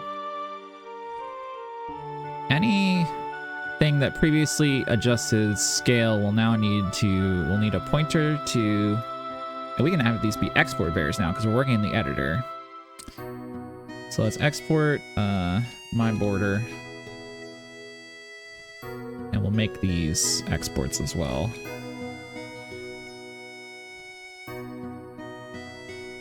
Good morning. Cannot use. Oh right. 9. Okay. So we'll save that.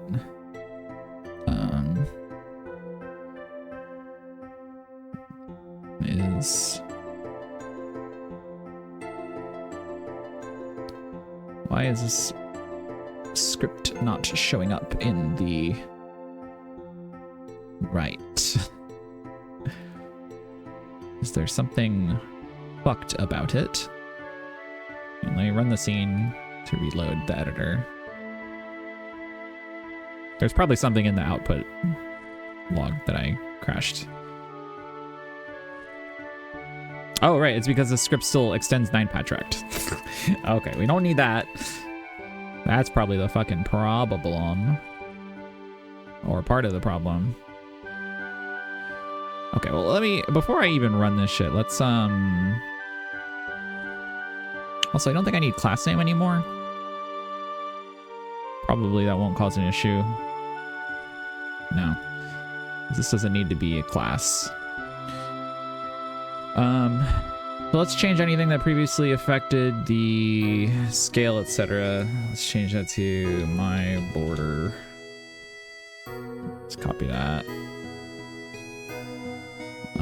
Set size, let's change it to my border. Oh. Get rid of those.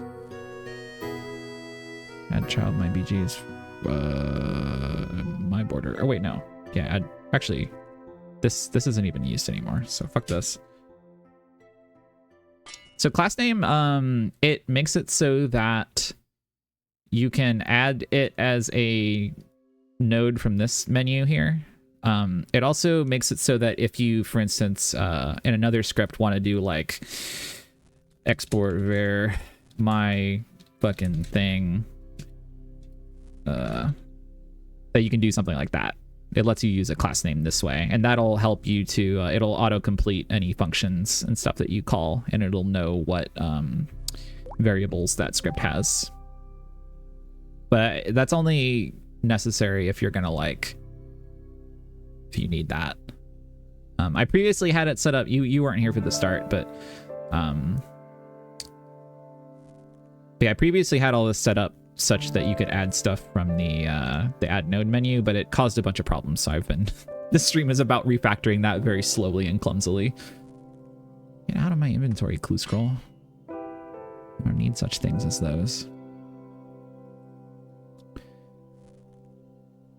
Yeah, so I had that and now I don't need it.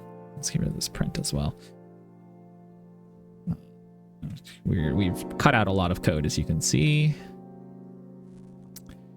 Tree size, I think we still need that. Okay, so this should work fine, except it's not going to have any pointers for...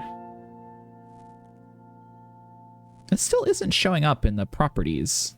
This script is still not showing up. I wonder why. It's supposed to.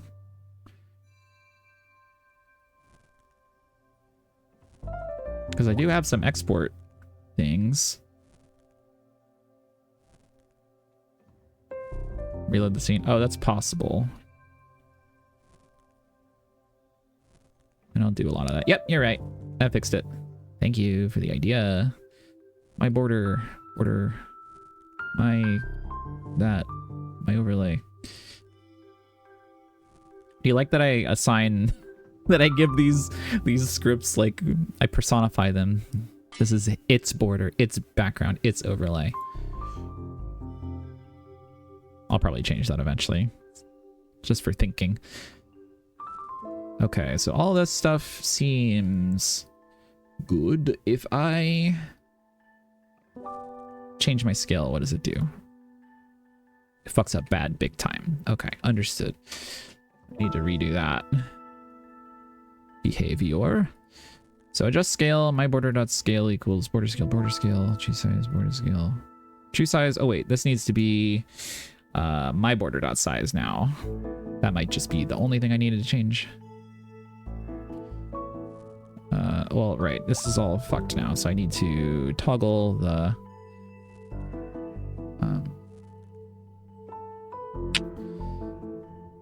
set this back to full rect. There we go. But now I think it should work. I was wrong. Yeah, I'm also I'm glad that you enjoy it, because this is sort of just what I do. It's just sort of what I do when I'm coding a lot of the time.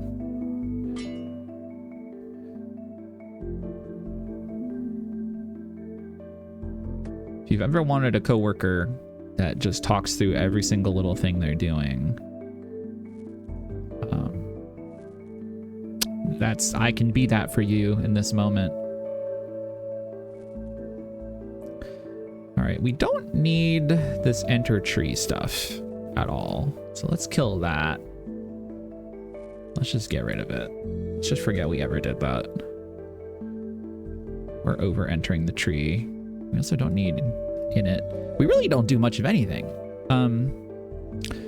So onResized is connected to myself. Let me check is yeah,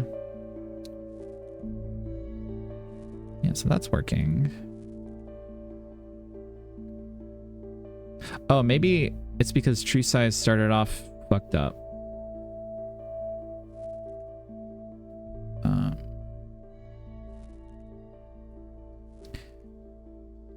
Okay, let's say, so true size I think is null at the start because I didn't define it.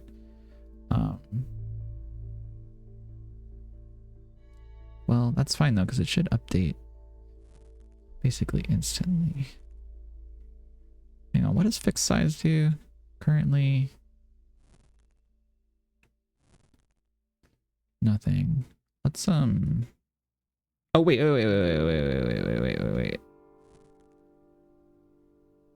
Thinking.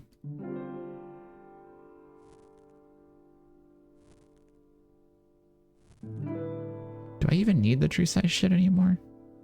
Hang on, what happens?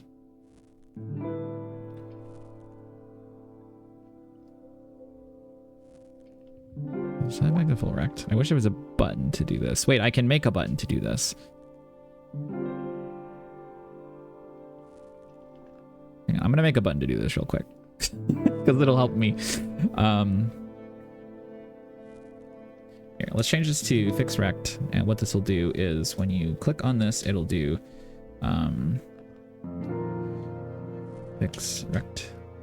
It'll take my border dot what's that called? That is the anchors preset.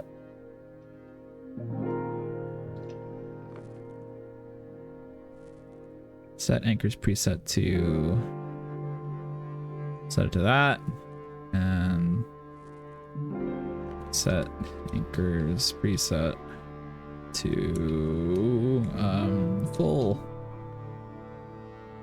Yeah, control dot preset full rect.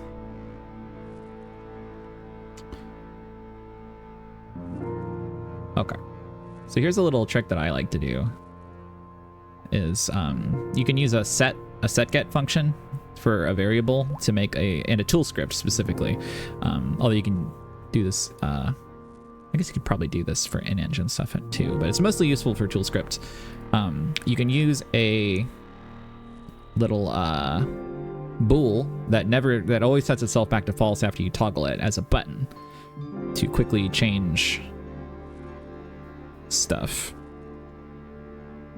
That actually didn't change it though. That didn't fix the thing. Why did it do that?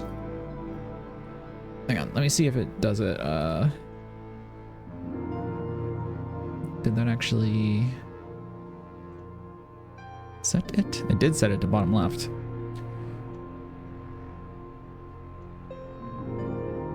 So now if I have it set to full rect, this will make sense in a second, I promise.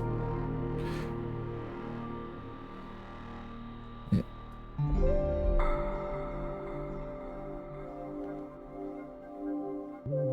That's interesting. If you set this anchor from code, it doesn't actually like do the thing where it regenerates it. Or wait, maybe it's because now, wait, why is it all fucked up? Why is it all small now? Wait, that's the margin container. I'm stupid. There we go. Wait, did I select the wrong things or no? Oh God, I'm getting scrambled in my brain. So if I set it to top left, it is top left. And then if I hit my little debug button, it does change back to full rect, but it doesn't actually update the rendering of it. So I can't actually make a button that does this. Okay, well fucking never mind. This doesn't do anything now. Forget my cool fake button tech. Anyway, you can do that. Basically, you can have a bool that sets itself back to false when you click it, and then it does a little thing. It's a nice thing for debugging tool scripts, or making quick little, like a button that sets your object back to a set of original default settings, if you're testing a way to change those. Anyway, so we do actually need the true size border scale thing. That's all I was really trying to learn. Let's set this back to... Need to do the stupid rect thing again. I loved learning about this full rect trick, but now I hate learning about this full rect trick.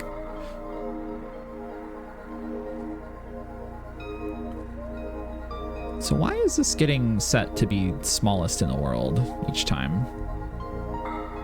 Yeah, I'm trying to learn about the layout stuff. I clicked the wrong damn thing. Clang.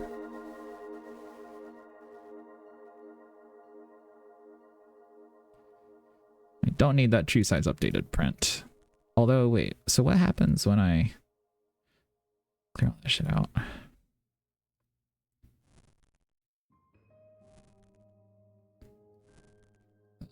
Sorry, clicking around.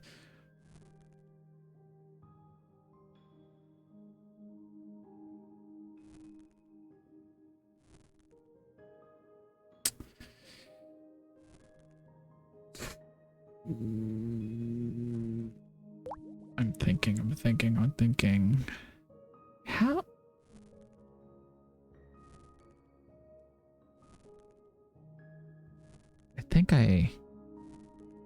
I think the full rect thing kind of sucks for my 9-patch rect border, because it doesn't seem like it's working quite right.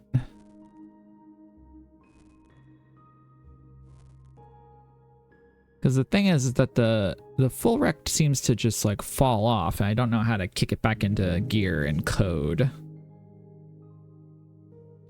You know? Because ideally I shouldn't have to, because it's full rect, right? It's fully wrecked.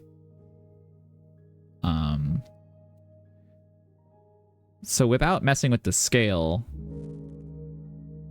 it works perfectly. It fills it out. But if I mess with the scale, then it ignores the original. Actually, wait.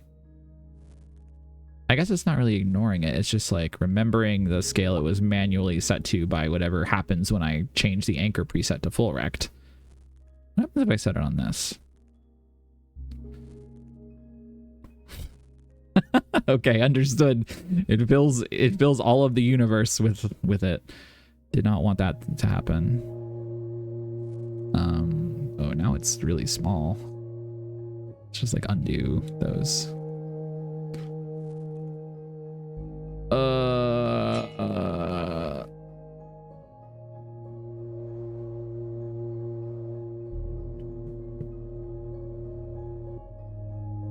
So maybe I just, it feels weird to use like one method of resizing for one thing and a different method of resizing for another thing.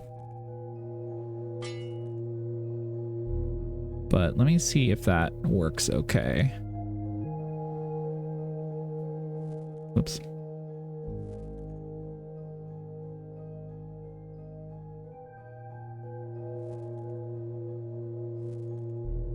Wait. So tree size should be size, not my border size. Then I need this. Hope that also didn't work.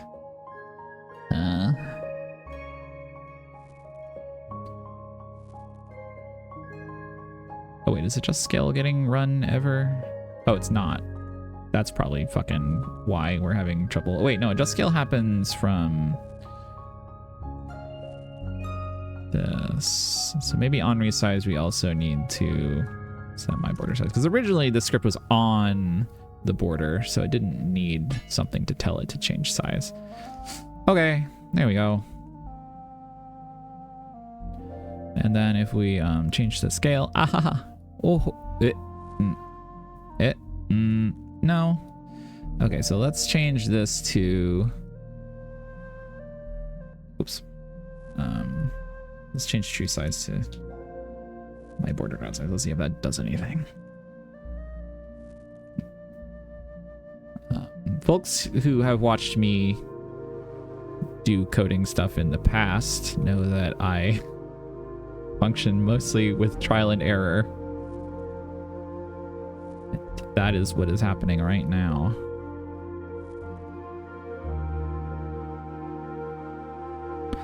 Sometimes I don't think about things, I just try them. I just bang sticks together. Okay, so that's not working again. But if I change this to size, it does work. Don't really need this true size updated print anymore. It's just like toys. There's the 90s and there's time for toys. This works great, but then as soon as I resize it, true size divided by border scale, that should be doing it, because border scale is currently 2.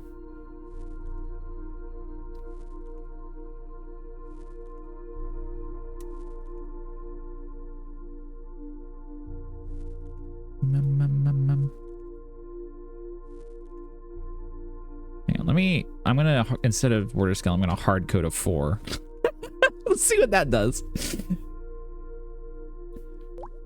Does it need to be divided by border size times 2 for some reason?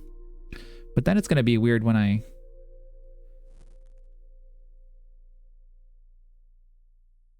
Why is it like that?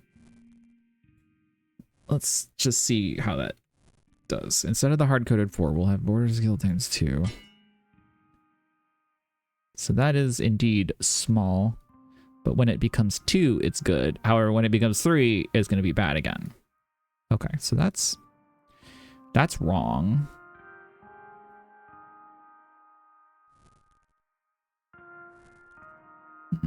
I wish I could just use the full rect thing. Wait, what if I get rid of, or no, because if I don't have the border scale part of this, if I just set it to true size, that's gonna be bad.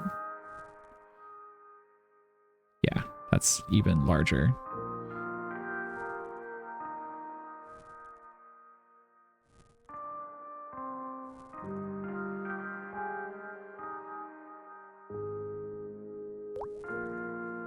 So the editor is getting... Okay, maybe it's just my computer in general is getting a little laggy from all the stuff happening. That's fine. I'm going through so much trouble to have this scalable border. I want it. Maybe it's because of...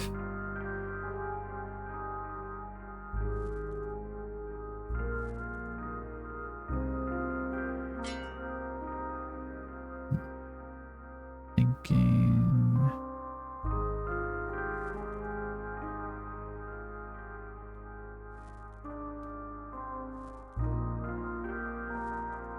Good music for thinking.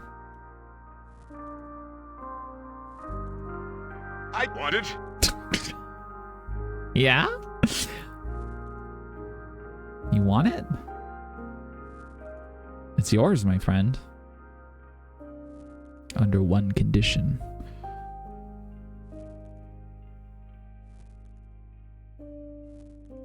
I'm going to need to see the prescribed number of rubies.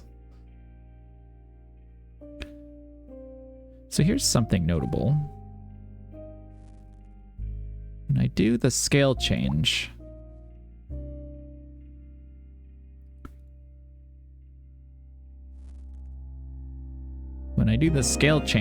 the size changes appropriately.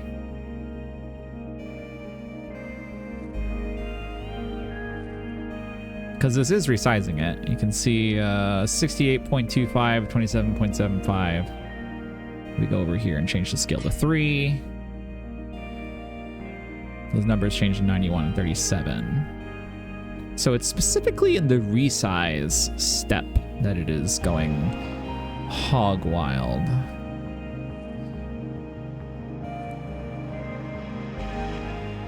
Do I need this?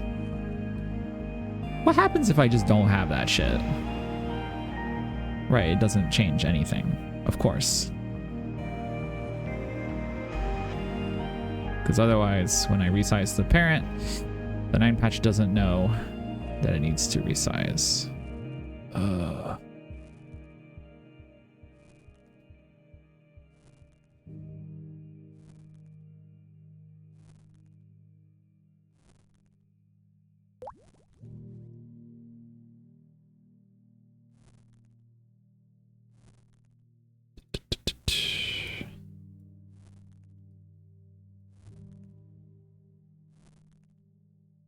It's so larger.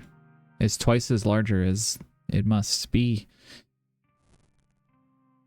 Perfect when 1 scale.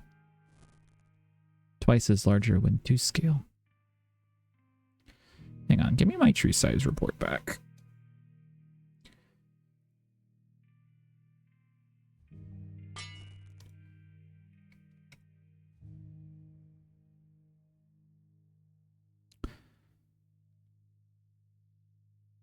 True size is... Oh, wait, I think I might know what the problem is. Maybe... Yes, actually, I know exactly what the problem is. We don't need true size. We just need my size. Right? Yes! No! Wait, yes! Okay, here's what it is. The reason this true size variable existed was because previously the script was on the thing that was changing size, and I needed a variable to track the original size of the thing before it got scaled. Now I don't need that, because it can just reference the parent size directly. So true size fucking dies forever. True size now dies. There's a wet to click in the world of RuneScape. Are you brave enough? Okay, alright, so now I can scale my funny border. However, there's one little feature I still need to do. Thank you, just whatever 80k for gifting out a tier 1 sub to The Toys. Dear The Toys, if you ever show up, sorry. Anyway, we need to make it so that the margins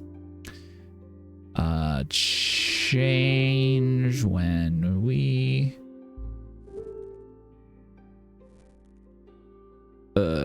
all right, I need a reference to the margin container. Export var my margin container with a capital C for some reason.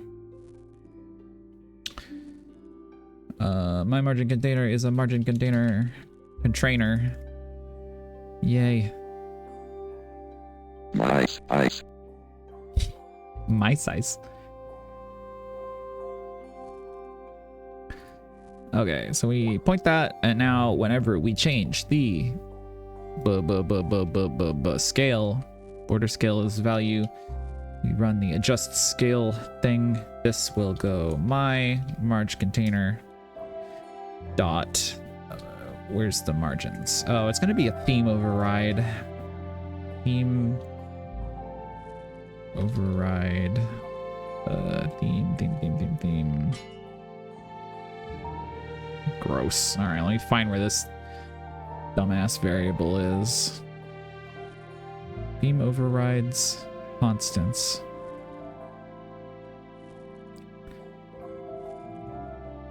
Well, what the? Wait, if I just search for margin. No. Yeah, I was hoping, so the margins for the 9 patch rect were simple. I was hoping it would be like that for this. Okay, theme constant override. Wait, we don't want to add a theme constant override. Theme constant. Get theme constant.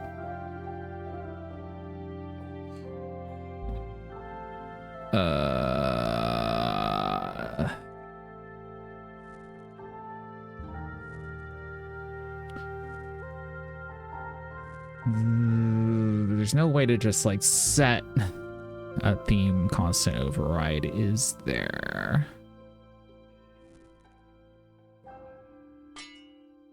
Well, let's try add.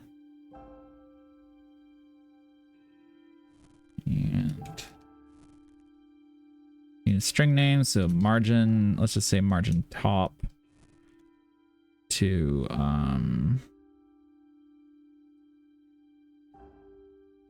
border scale times do I have a base?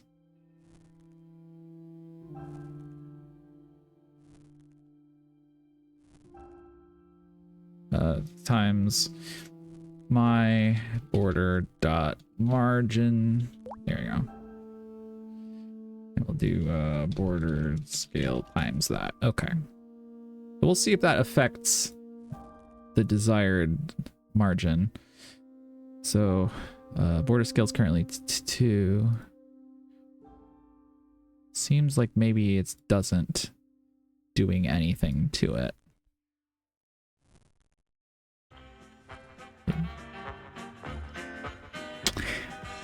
I forgot this was in there. All right.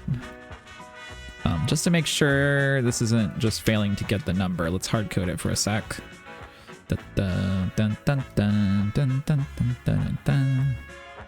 Okay, no. It's a really quiet Wallace time. Honestly, that's probably fine. Pim's got her, she's got her hammer in her offhand. She's ready to go. I don't even know if that was visible. I fucked up layout. Okay,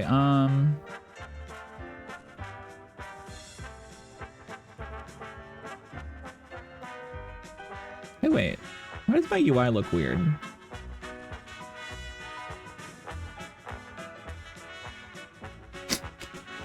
I just looked at OBS and I feel like my UI looks weird.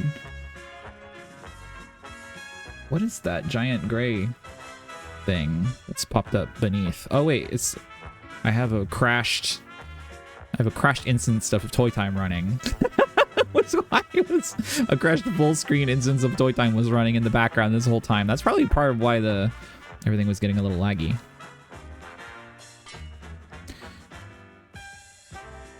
No problem. Anyway, looks like adding it doesn't work. Let's also try removing it first. Remove beam. Wait, is it actually are they constants?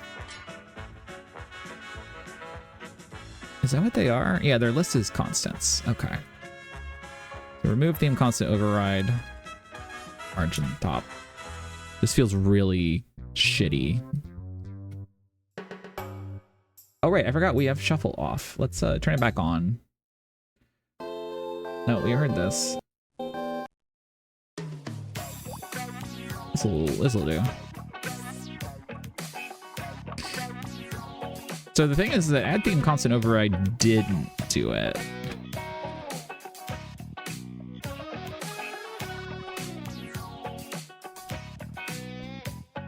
Unless this whole... I'm just going to hard code it to 24 as a test. Yeah, it's not changing the... Oh, wait.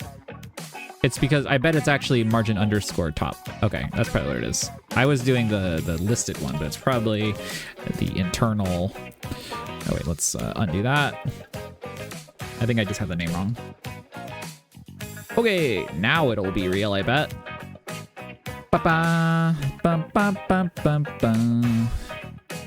Yep, look, it's the top row of squares is moving along with it.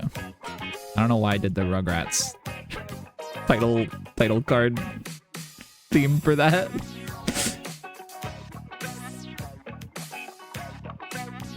Oh, it auto-completes?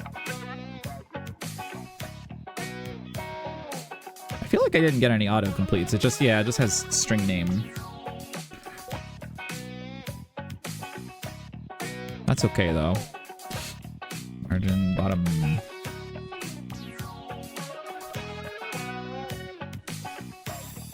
Oh, it needs to know the type of the control.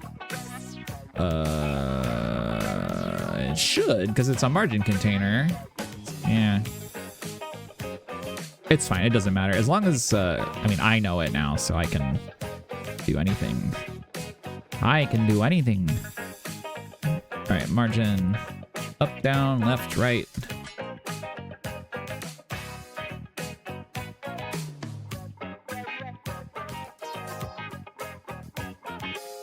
All right, now this should adjust the margins properly. Yay, look at that. You can look at the top left square here. It's properly adjusting. Be just inside the border each time we change it. And then down here in the bottom right corner, you can watch this little pixel here that's transparent. It never goes non-transparent, which means this shit is not spilling out. Hooray. I love Spanton.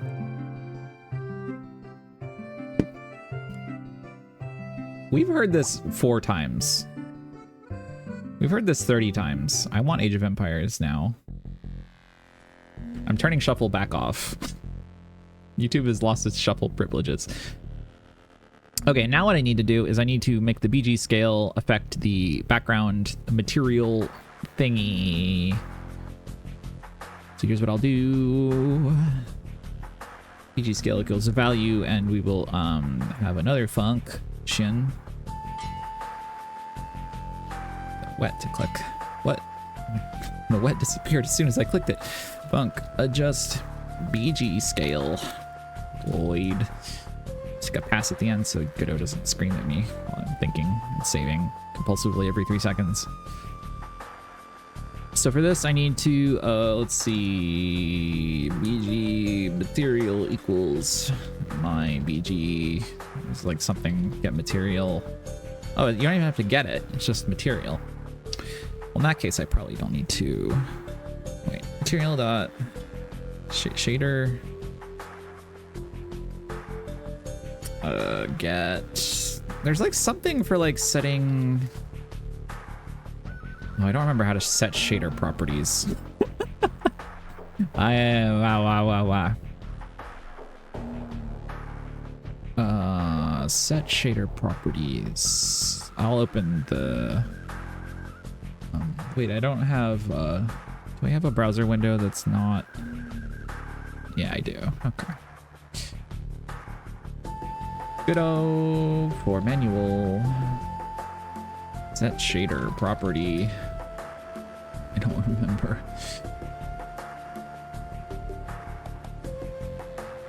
Oh wait, right, they're like parameters. Param? No. Material. Dot set shader. It's not popping up, but we're just gonna assume it's real. We'll set the what is that shader param even called? Oh, it doesn't autocomplete. Okay.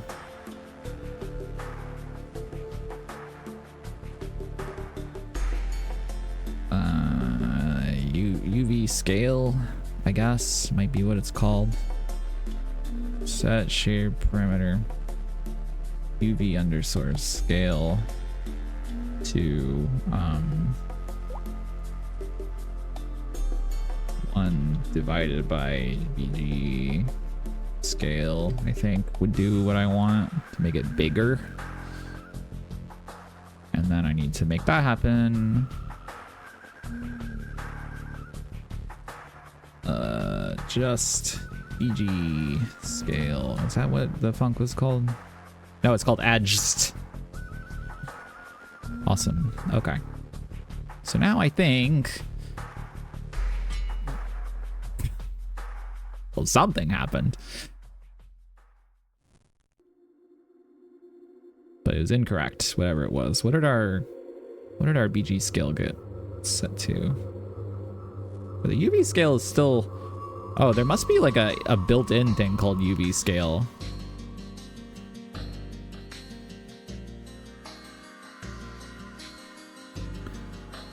So maybe I need to not change that. Here, let's just set that back to 1. And hope that's what it was originally.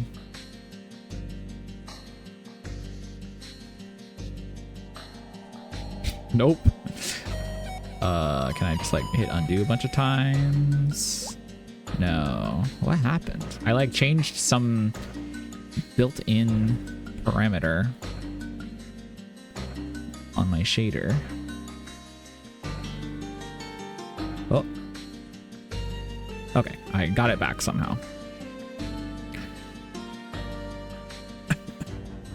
Thank you, just whatever IDK for gifting out a sub to Convo Breaker. Sorry, not combo. Well, wait a second.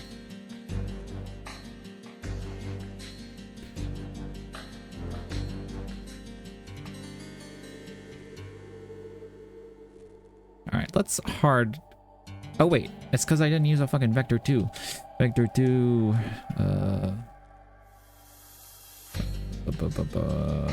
UV scale dot x divided by border scale UV. Wait, it's not gonna be able to get that value. So wait, it just should be 1. I don't need to reference it. Right, 1 divided by border scale. 1 divided by border scale. Why is that like that? There we go. Okay, now I think it'll happen and we'll love it. It'll make sense.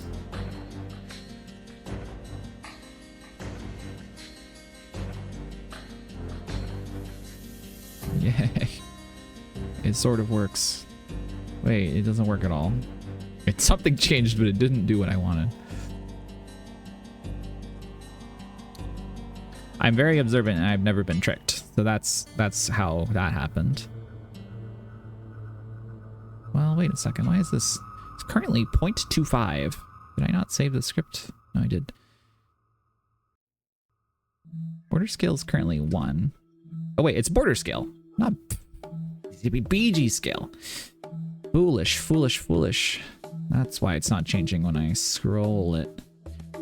There we go. Now it's beautiful. Yay. We can change the scale from the shader. It's so yummy and so nice. Can make it really small. I have it snapping to increments of 0.5 right now because it just seemed like the thing to do.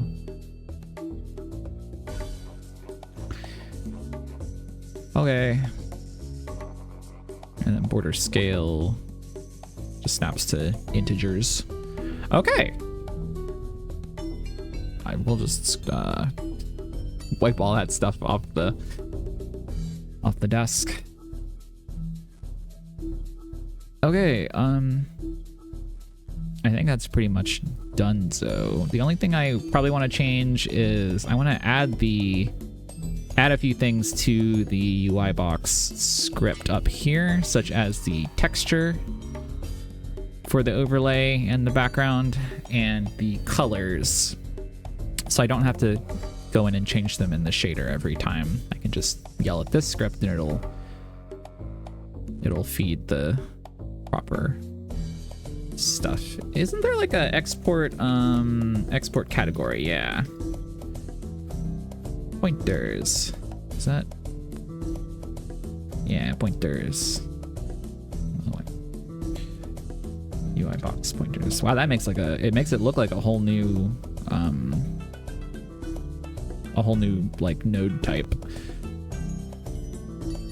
Okay, so I can kind of stick that at the bottom and not have to worry about it. So let's say let's go ahead and add above.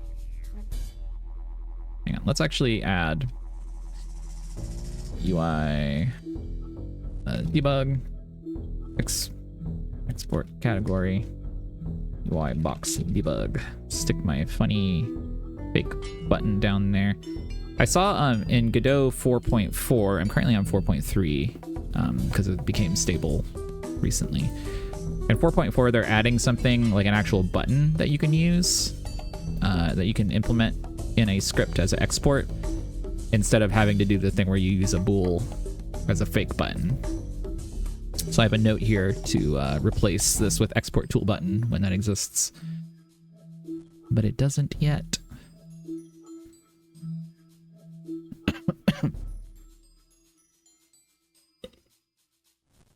Slurp.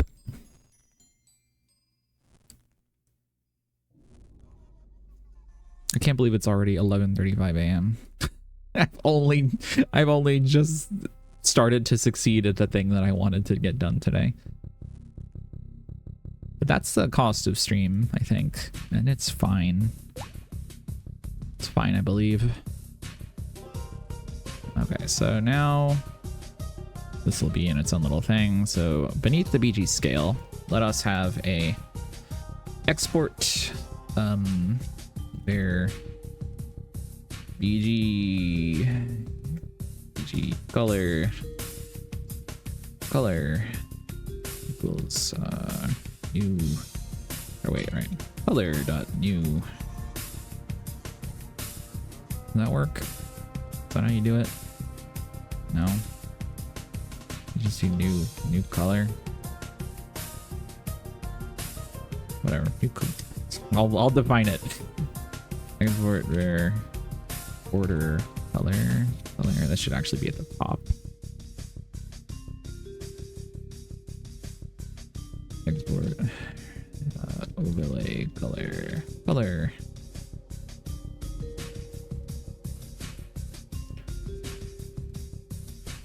I don't really need to worry about the default values of these because this is going to be a scene, a packed scene.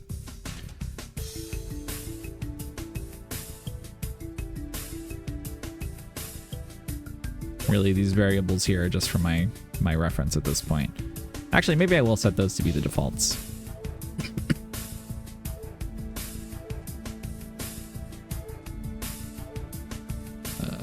Can I just set like a, yeah. Order.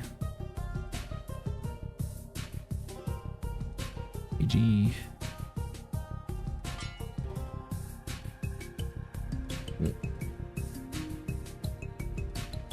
Yeah, I set up hex codes for these from because I copied pasted them from somewhere else originally.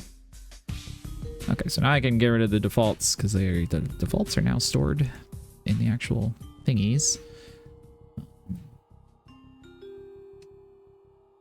Let's add a non-exported vars section.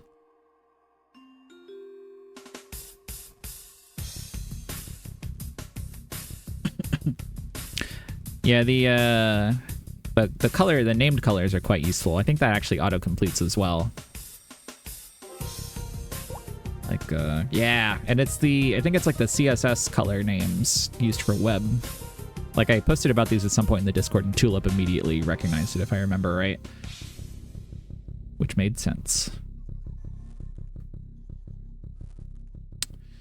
Okay, so Let's set these back to the defaults. Perfecto. I just realized there's the... I really would like to have some kind of alpha control for my shader. Yeah, cornflower blue.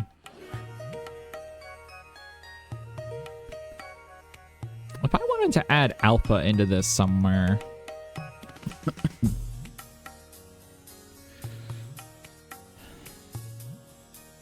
Well, nobody here like uses this silly node thingy, so I don't think I'm going to be able to get any help with that. I'll worry about that later. We'll worry about it later. So the, although this also doesn't change anything because it's not currently connected to anything. That's just literally just a selection box that only affects itself.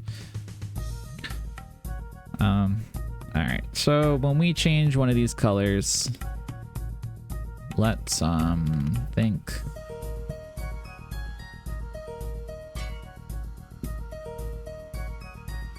We'll start with BG color because that'll be the most visible. Set value. Oops. So BG color will become the value first of all, and then we will set. So my BG dot material dot set shader parameter.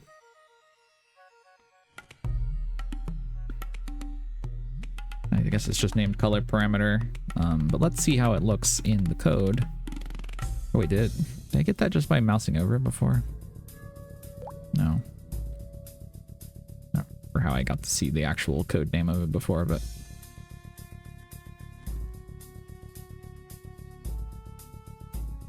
maybe it's just called color parameter. Yeah, it's probably, I'm thinking of something else. Okay, I'm confusing myself. Color parameter. These can be, you know what? I always type parameter as parameter. Anyone else have this problem? I don't know what it is about that word. There are not many words that this happens to me with.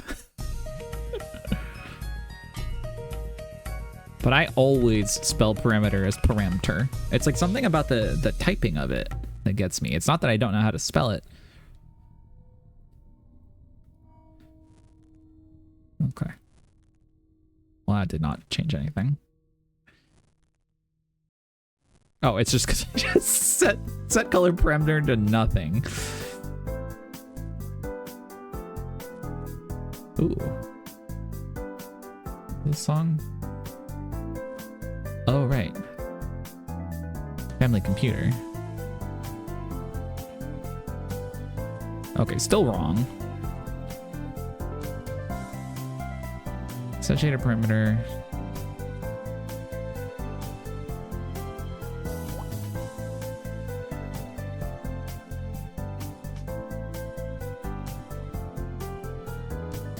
This color parameter, it is the name. It's a vector 4. Is that the problem? Sorry, I'm just kind of dancing to the music now. There was a drip in the game. There was a drip in the game.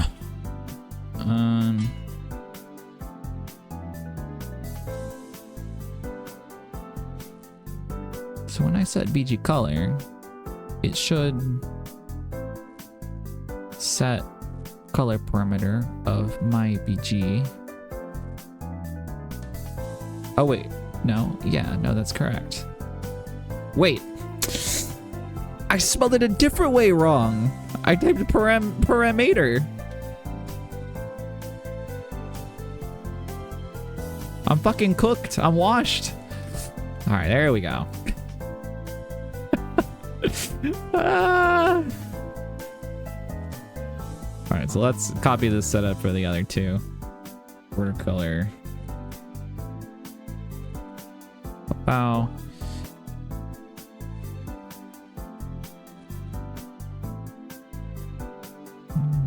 This one.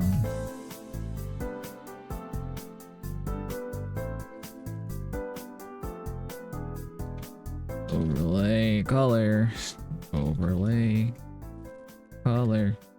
This also needs to be my border and my overlay. My boverlay. Sorry. Okay, so now we should be able to change color of everything. Now it's reddish. Now this is also reddish. And the border is now also... The border doesn't use the same shader. I forgot. Let me fix that. It's currently still just doing the... Oh wait, of course it doesn't use the shader because it... Well, it should be fine to use the shader. I just won't change the UV. Change that. Material. New shader material. I heard it drip in the video game. There we go. Field menu. That looks bad. That's because the texture is wrong. Quick load. Border. Color perimeter. White. Okay, there we go. And now if I change the color up here, it should... Yeah, there we go. I can make a yucky border. Hooray!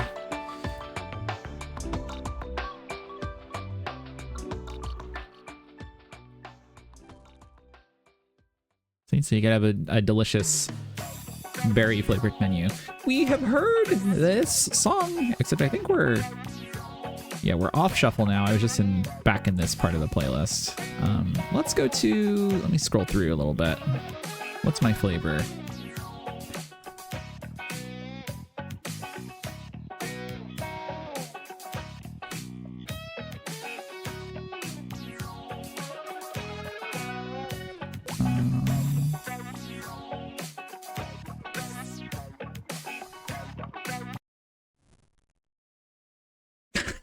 It's not Halloween yet. We can't uncork the Bloody Tears bottle.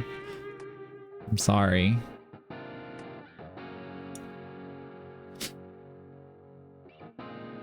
Get out of here, mysterious old man. I don't want to do a maze or anything. All right. So that's good. Now we need to set the border, add the border image. So export var border texture 2D. And we have defaults in here somewhere for those as well. Yeah. Again, these defaults don't super matter. Where is it? I lost it.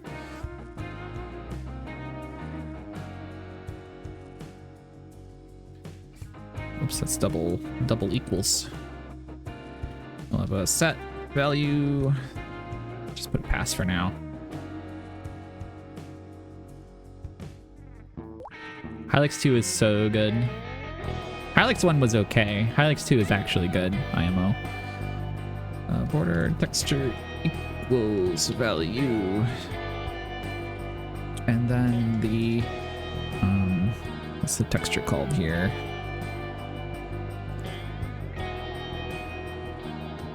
Texture 2D parameter. I just didn't name these parameters at all. Yeah, Hylix 1 is a neat toy. It's a really good proof of concept. And it's impressive for being made in RPG Maker.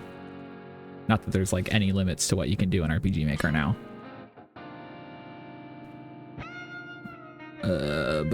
My border dot material dot set shader.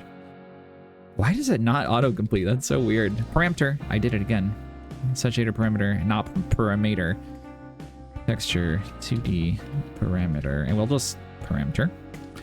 We'll never rename these. This will be border texture. So pretty sure this will work. It's gonna actually that's gonna look bad. Let's we'll just assume that works and we'll implement the BG one as well. I know. BG texture.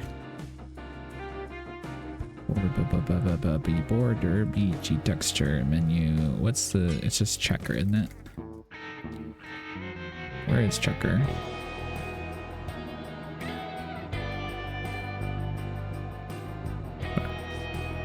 Copy it all the way up to the preload.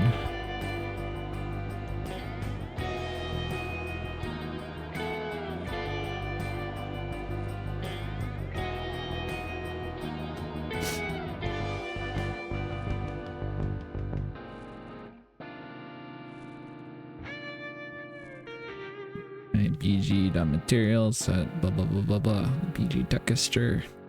Okay. So now I should be able to let's see, reset this to default. Should be able to change this and it should change in the world, in the real world. Let's change it to I don't know. Chest stream view. Yeah, there we go. You can see my test stream as a background. That actually looks really cute somehow. I'm gonna be honest. Kind of like it.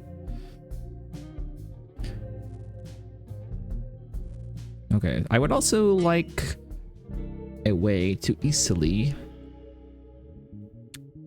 select the well, here, let me add the graphic for the overlay as well before I get distracted.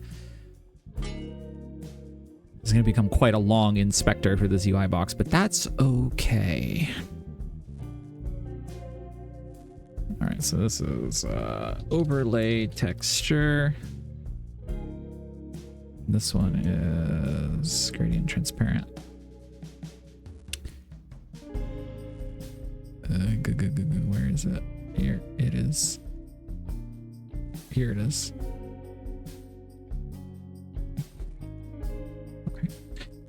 This will be overlay texture equals value. My overlay material overlay texture. Okay, so now I can change the texture of all three components. I could change the overlay to be fucking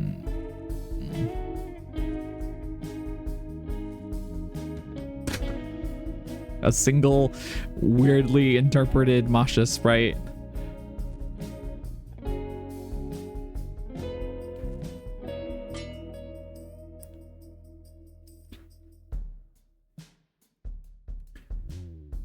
Okay. I'm not really sure what I would do with the overlay besides a gradient, but it's nice for a gradient.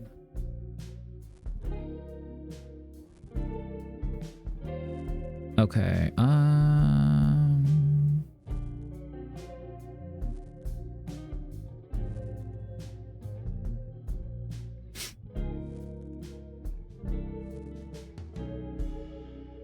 sorry, I was just thinking about something and then I forgot what I was thinking about. Okay, so I want to, if we set the overlay graphic to be nothing, we just clear it, then it still is one. It still is overlay. I guess I should have an overlay visible.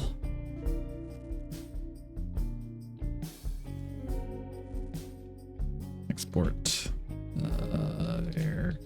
Overlay visible. It's true by default.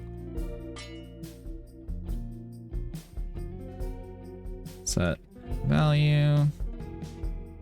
Overlay visible equals value. I love set gets, by the way. I never use them in Unity, but I use them all the time here.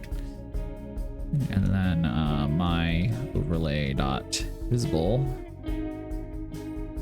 equals value. Or bold reference. Overlay visible for it.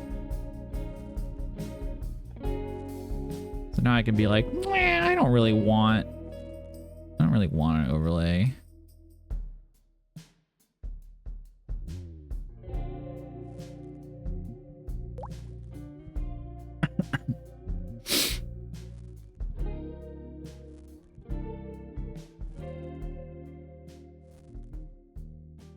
It's interesting that clearing the overlay texture doesn't cause my setget to fire though.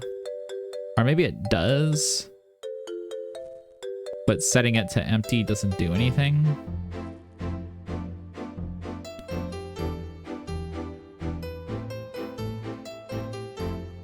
I really don't know. I'm not gonna worry about it for now. That's gonna be one of those things where it's like, it's technically made bad, but does it matter? The answer is fuck no.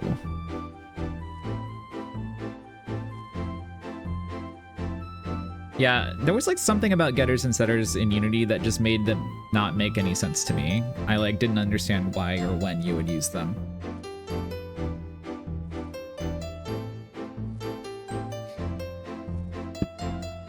Oh yeah, Isopod, that's like a, I feel like that's a common example case for set getters in Godot. I think they might use that in the documentation to use it for like easing of values.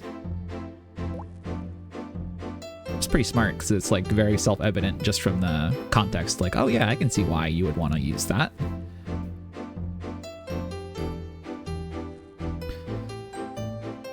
All right, let's clear out the... Why does the debugger have like 1,000 things? Oh right, that's from when I had the game open for in the background crashed. Or however long that was.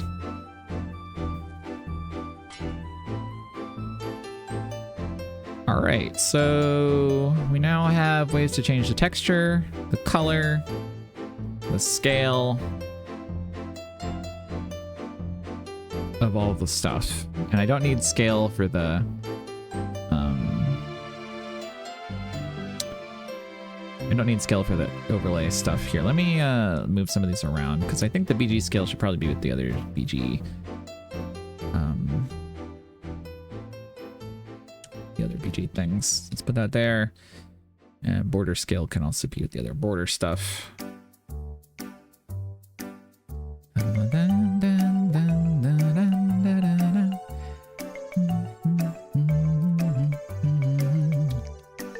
Alright, so let's see how that looks.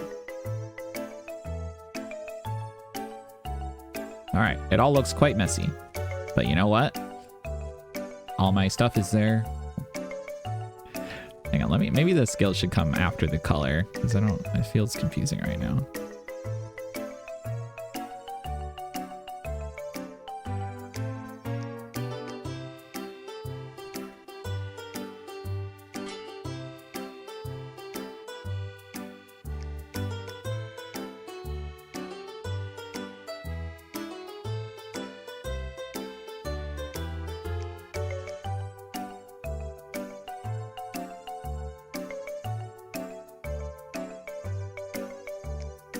I could.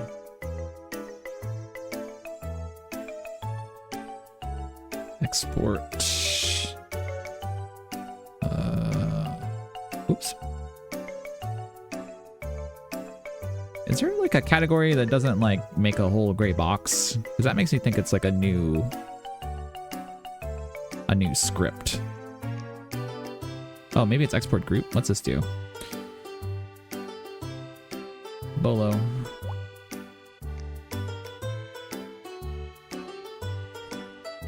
Oh, interesting. That gives you a little drop down. You can, not a drop down, but a little expand, contract thingy. A fold out, that's the word. This is the Bolo fold out. That might actually be what I want. Export group, Bolo. Border. And set the next one to export group texture. No, it's not texture. Background.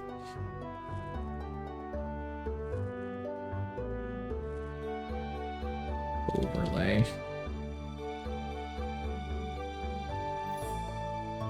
Yeah, see? That's kind of nice. You get a little section for each one. What else is there? There's export group. There's also export category is like the gray thing. Export. This is Multi-line. Oh wait, that's for text input. Don't need that. Placeholder range storage. Okay, yeah. Oh wait, subgroup. What's subgroup? Home. What does that do? Doesn't exist anywhere, but I bet if I put it in the border group, it might have something. Yeah, so now there's a... Oh, this is great!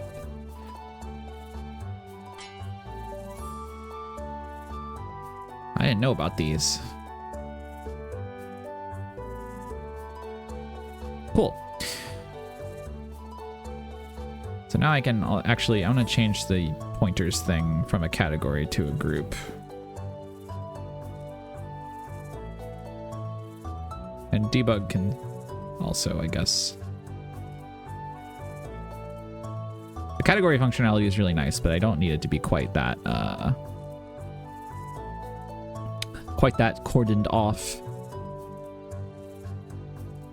Oh yeah, I wanted for the background, I wanted to be able to here, let me, since I'm getting confused now in the code, background parameters, border parameters. I'm trying to be really good and comment my code lately, which you haven't seen me done a single time this stream, I think, except for just now. But trust me, it's better than it used to be. Overlay parameters. So for this, export, I need BG. What's the terminology for?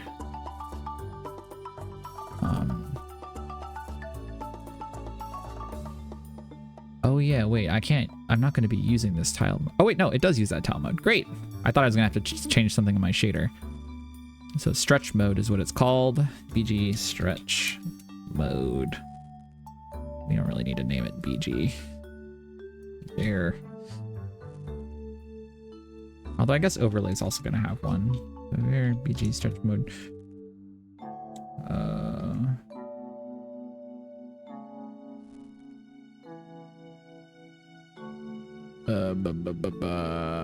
The stretch modes will be enum.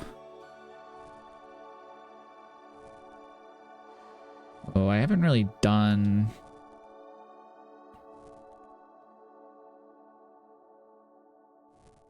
How do you make a exported enum again? Hang on, I gotta actually open my browser window. Godot for export enum. Exporting enums help!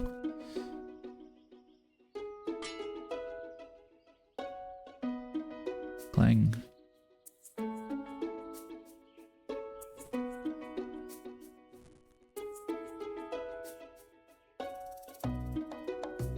Well, yeah, I guess when I alt tab, it's gonna show a thing on my monitor, so I should be careful about that. Not that there's anything open. But...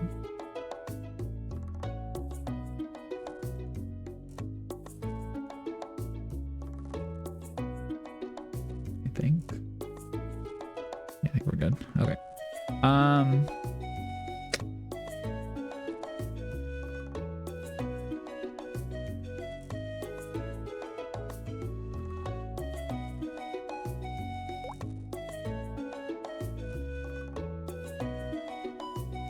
Sorry, getting distracted.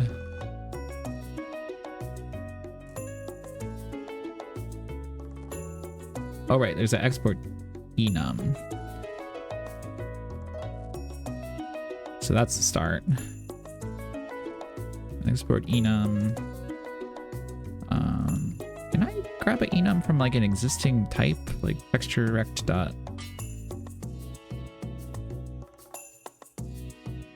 My goal is to copy the stretch mode enum from the texture rect script. Can I do it from like here?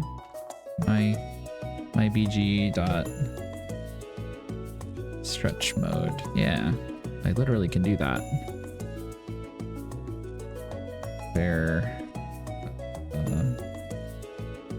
BG stretch mode. Will that work? Argument 1 of annotation exporting using the... Okay, well, I need to look at this a little closer.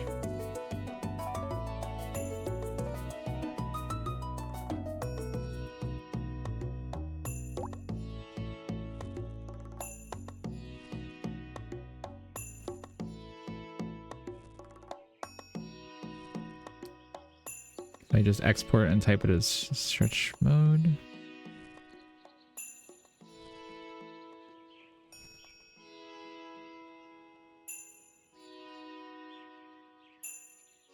User export. I don't know what you're talking about. Clang. Yeah, you've confused me. It's okay. Hang on. I'll look closer at... Oh, I see. Now I getcha. So if I just do like export and do var whatever stretch, well, because the thing is that this script that I'm writing in doesn't know anything about stretch mode. It doesn't have any point of reference for it.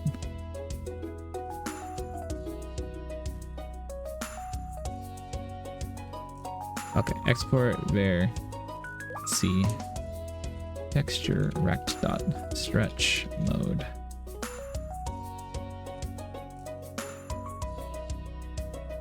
BG. How do I name it after that? Oh, C is the name. Okay. BG stretch mode. Okay. And then we'll do our set value. BG stretch mode equals value my BG dot stretch mode equals BG stretch mode. Okay, let's see if that's real.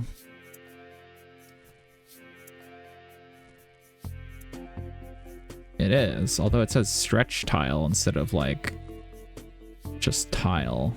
Do these match? Keep centered, keep aspect.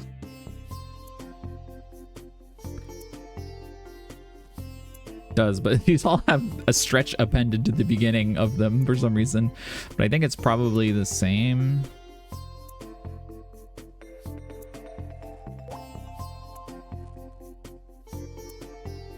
There's probably just something in their custom built-in property manager for it that gets rid of the word stretch for some reason because it's already to the left, I guess.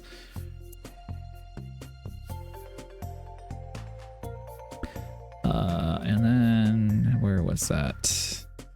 Let's set this by default to texture rect stretch mode dot stretch tile. Stretch and stretch and stretch and stretch and.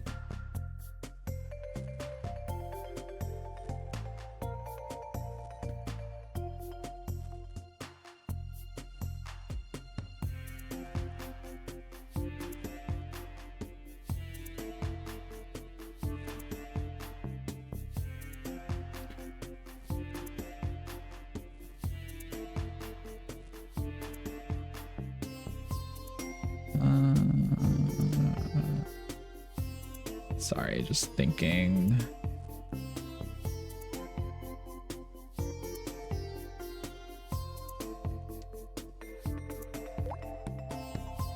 All right. So yeah, now if I set this to anything else, returning it to default will be the tile mode. So now if I change this to something that's not a tileable texture, such as oh, let's just say bunny 17. Can change it from a there we go, perfect. That's what we want, right? As our background.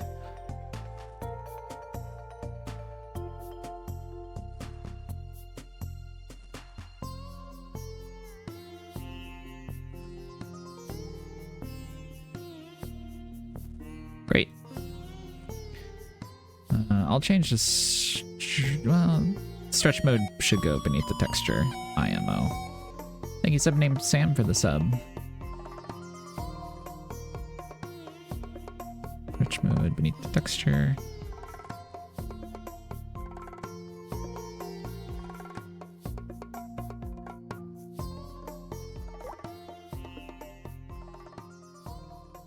Yeah.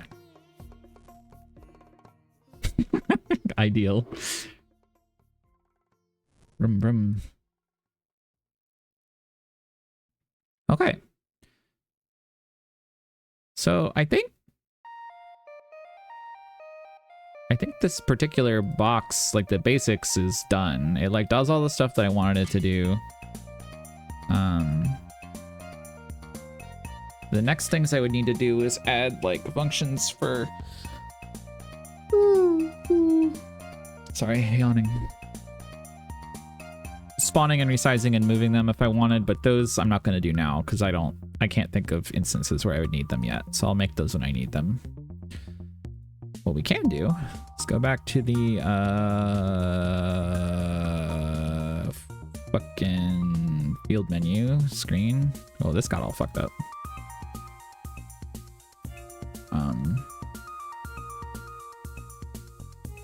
Let's see, let's delete slice shader test. That's crap. Let's delete UI box 2. That's crap. Let's click on a wet. Let's delete panel container, box container, texture rect. And let's add one of our delicious, delightful little boxes. And why does it look so fucked up?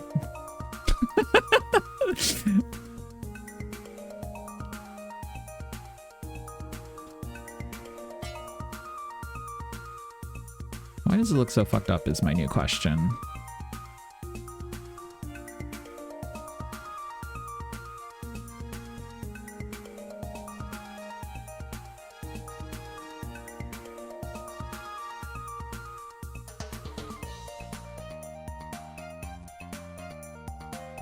First of all, oh wait, it looks fucked up over here too. Uh-oh. Wait a second.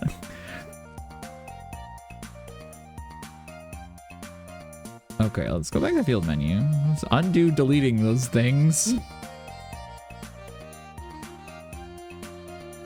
Well, it's still, wait. Oh, Christ, what did I do? What did I change?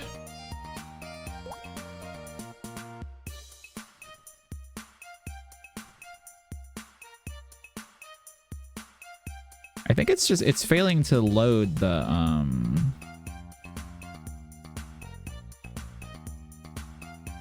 it didn't load the graphics, I think?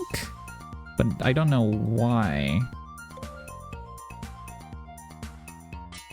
Like if I load something else. Oh, the errors. There's probably something useful in here.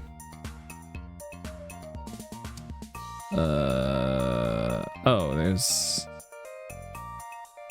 So there's 1,000 things in the script that assume that you have your pointers set up. Oh wait, these are not set to the defaults, maybe is why? But that shouldn't matter.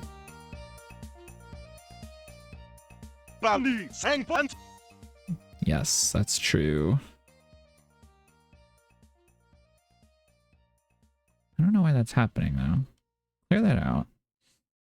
Let's delete this. Yeah, so this thing in field menu, this menu box in here is not configured correctly. So that should be killed, is the thing. And we have to save that.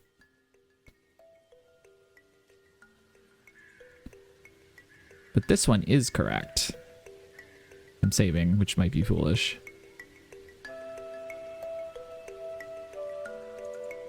Toy time ever so slightly more real. I'm really still just learning Godot, but...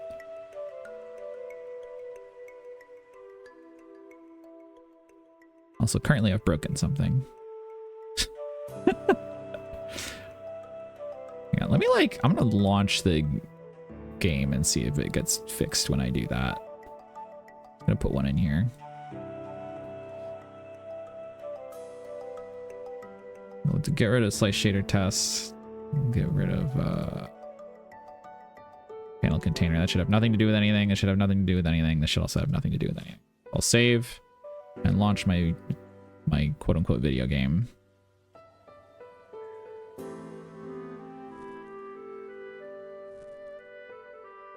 Crashing? No crashing. Okay, so it's sort of fucked up.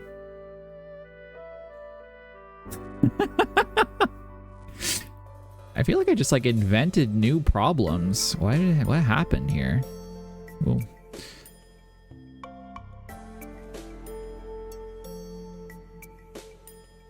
so there's now no errors anymore.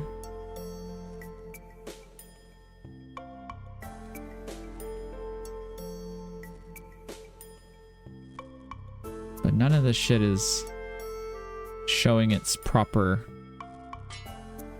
Is it because of the shader? Texture 2D parameter got left as nothing. How could this have happened?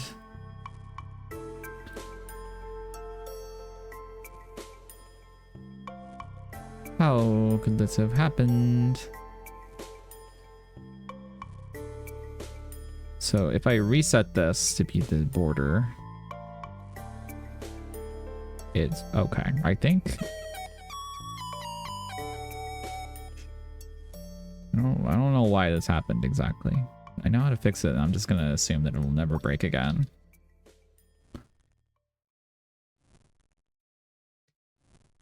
Thank you, the fragrance of dark coffee, for the sub.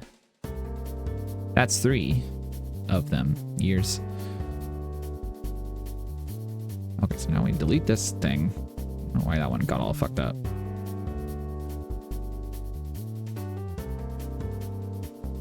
So here's the thing. If I... This is the problem. The thing I'm not sure about with packed scenes. I'm afraid that when I create one instance and then like change it, that it's gonna get weird. I find it hard to trust it.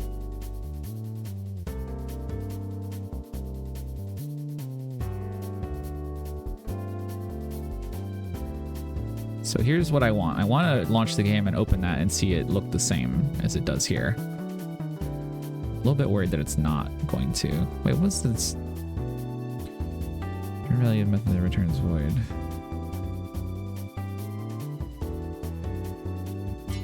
You can enable a toggle on the shader local to scene to prevent that. Ooh.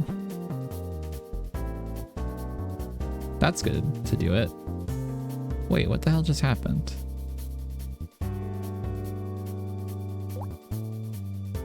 Adjust BG scale. Was something calling adjust BG scale and specifying a parameter? For some insane reason? For some deranged reason? No, it's only called twice.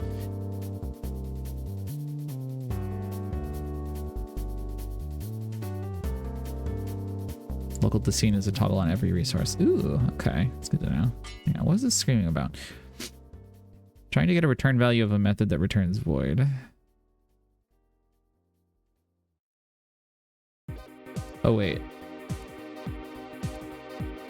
Why this shouldn't have a... Wait. Why is it just BG scale adjusting the... Wait. No, that's right. But it's also just... Wait. I think I don't need to have this part, right? Yeah, I don't know why that was like that. Maybe if I just delete that, it'll get fixed and I don't have to think about it anymore.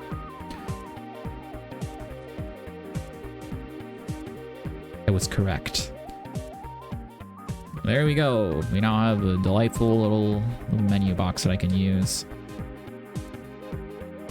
Again, I don't know if I'm going to actually use that menu treatment in anything resembling a final product. Oh, stretching my body, sorry, while I talk.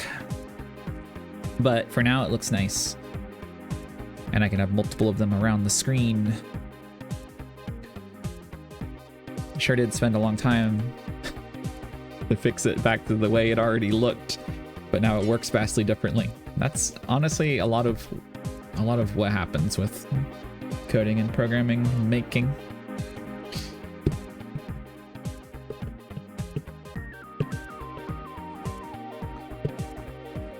So we didn't really get close to this. We have the blue box part of it.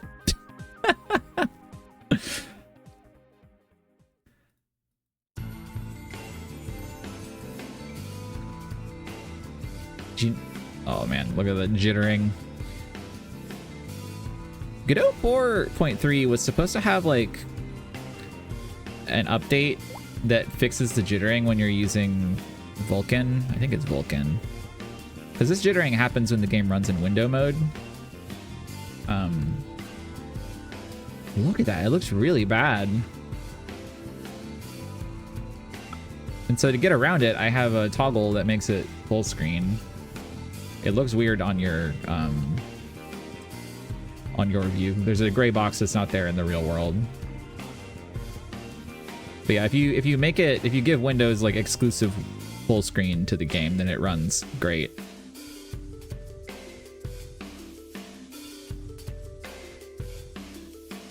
Yeah, there's like 1,000 different causes. I feel like after... So I thought it was fixed. I am on 4.3 because I saw like what was it, like a pull request or whatever. I saw people talking about fixing the need for full screen to fix jitter in Godot when I was looking forward to 4.3. So I was like, oh boy, it's gonna fix it. I don't have to have jitters anymore. I don't have to full screen to get full speed if my computer is slightly taxed.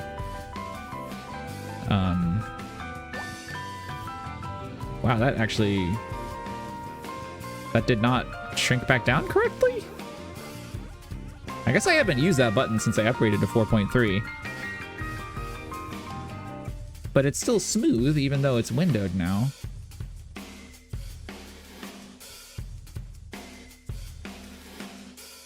Why is there 2 captures on the screen right now? What is happening? Hang on, I need to like fix that.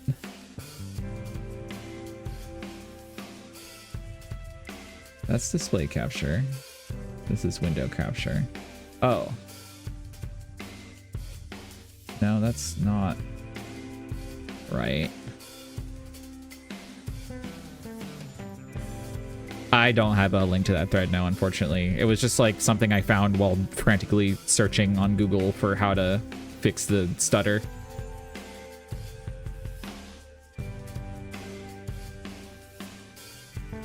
Why is display capture like...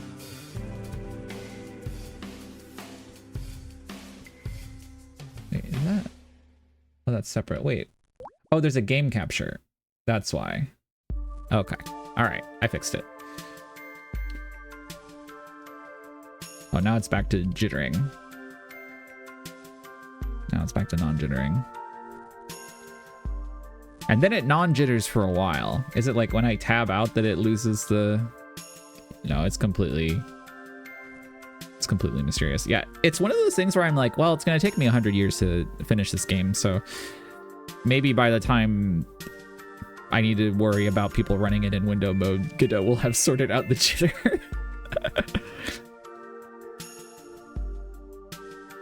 Yeah, I have a button that swaps to full screen, and it used to... You see how the actual... Well, OBS is taxing my processor, but like not enough that it should be acceptable for a game that barely has anything in it should be jittering quite that badly, you know? Like it is an unnatural, unacceptable level of jitter.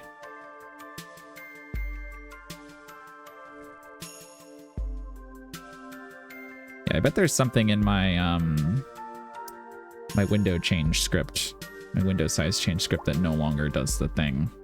So it's kind of like a weird thing to begin with. Where even was that?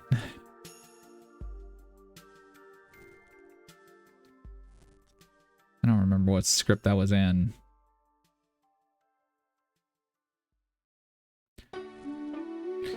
Wow, cool music. What's that from? Here, if I just search for like window, it should probably pop up somewhere down here. Yeah, here we go. Oh, it's just in main.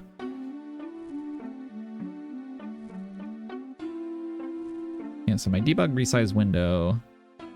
All this fully uncommented, but I guess it's not that much, so it doesn't matter. Go away. So here's this stuff. Seems like the content scale size doesn't go back to normal afterwards.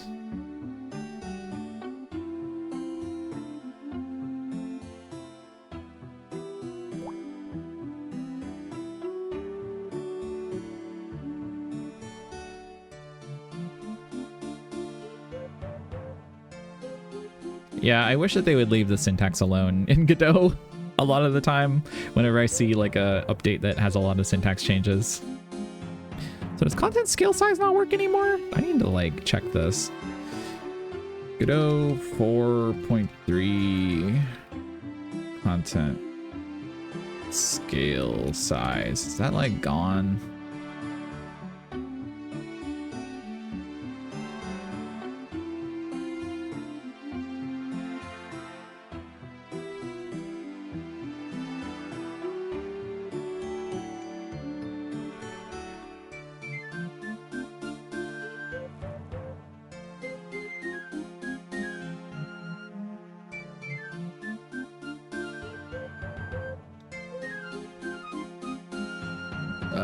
I don't remember how I had this set up. Well, whatever. I'll think about this later. This isn't like vital to fix right now. Let's put it on my list.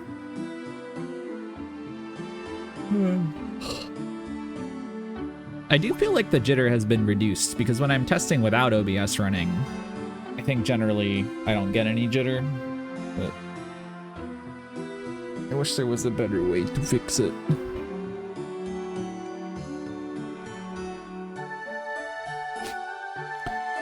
So let me think here. I don't know if it's what I want to do like right now on stream, but the next thing that I would want to do. So I currently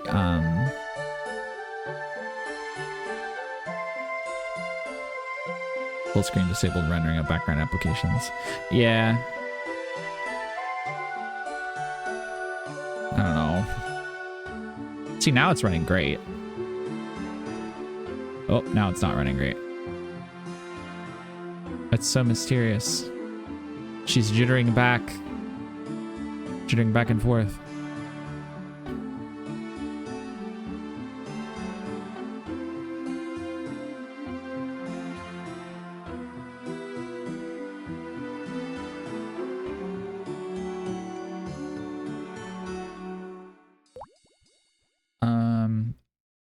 Yeah, so I can move. I have like rudimentary cursor movement through this menu. The next thing that I would need to do, or that I would want to do, is to implement actual like selection of something and then moving through, yes, figuring out how I want to do like menu states.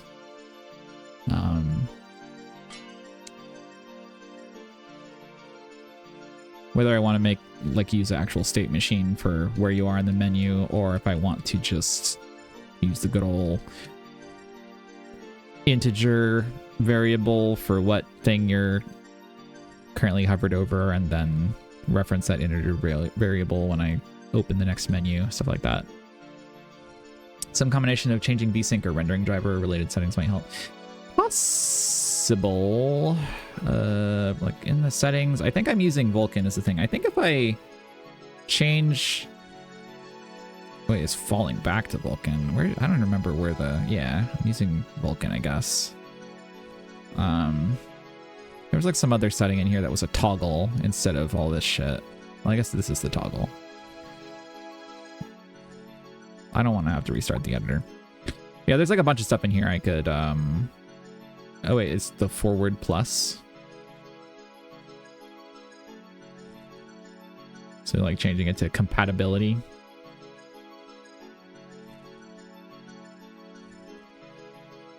I see. I don't want to mess with that right now, but I could try changing it and see if it breaks. Let me, here, I'm gonna throw you back in the lobby. Just for a second. See, restart.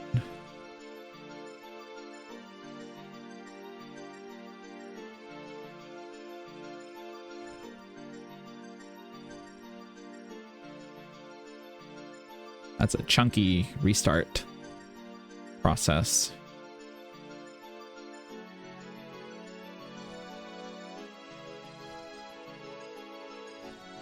It seems like maybe by restart the editor, it might have just meant I'm going to close now. Please reopen me manually. It's not coming back.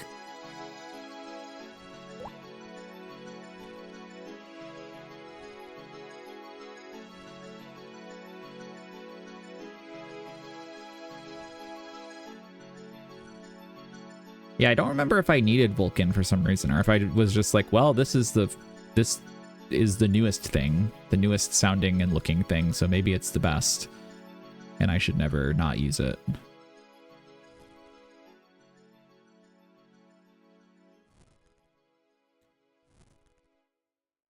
Welcome back.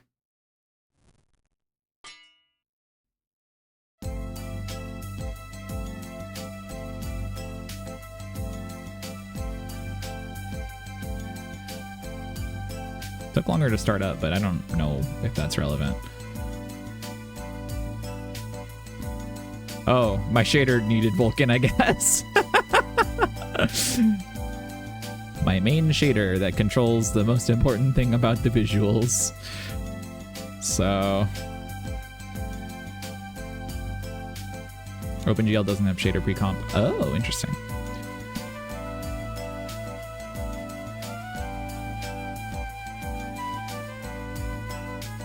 Something about my depth shader that was co-written, and by co-written I mean mostly written by Twilight and others, I think. The stutter is gone, it seems, so if I could figure out a way to make the shader work in OpenGL, maybe that's the future. Oh, no, never mind, the stutter's here. It didn't fix shit. Back to the lobby you go. Vulkan forever, baby.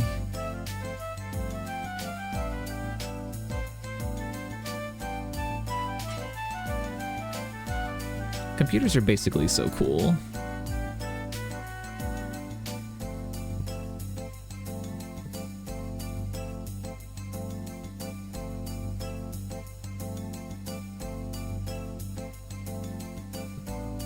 Anyway, I would love to fix the stutter, but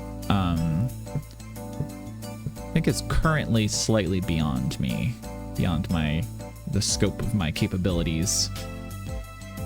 That's something I'm gonna wait for someone else more smarter and greater than I to deal with. And again, I have so long until I have to worry about other people running the project that I'm just gonna assume it's gonna be fixed by then. Anyway, menu. Little menu box. Yeah, that's also what I saw.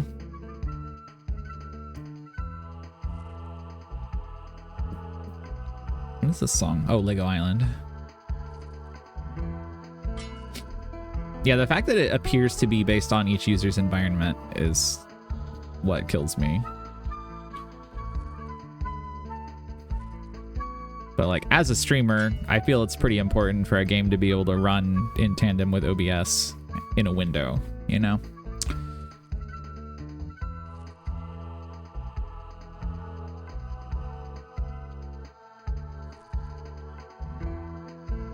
She's so jittering.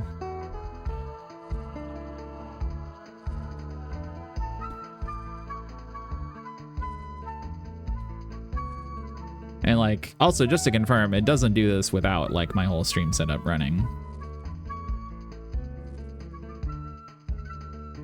If I was seeing this more often, I would be quicker to assume that I had fucked something up, but I don't think I have. And the fact that it runs so nicely in full screen is sus.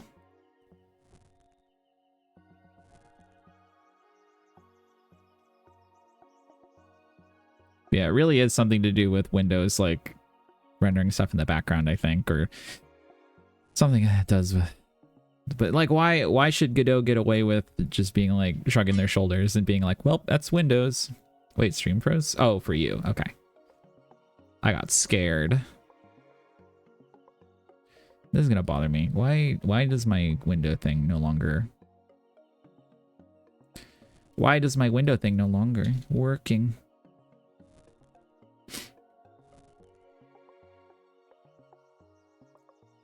Maybe instead of content scale size, I'll just use size. There's a reason. I think I was originally using size by itself, and then I changed it to content scale size because of something better about it.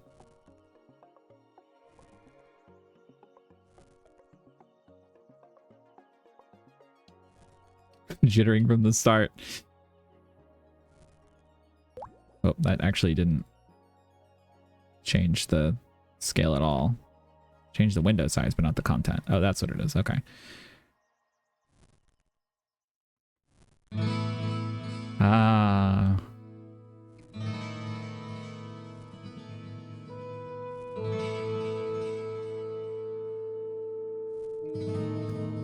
Maybe I also need to set the...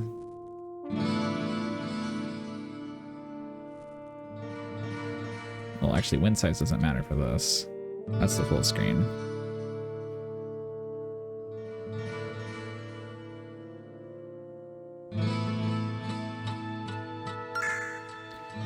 Thank you, Yashkonu, for 20 coin. And there might be a message.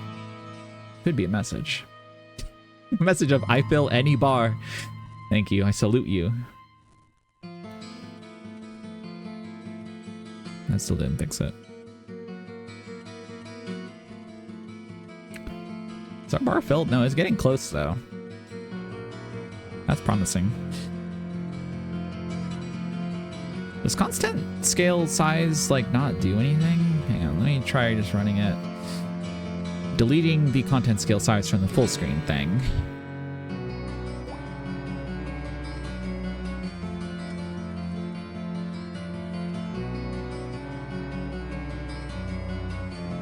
It kind of feels like content scale size doesn't do anything anymore. There was also... Wait a second. I saw in the page I was looking at, rather than window, it has get tree root content scale size. Let me try that. That feels insane, but...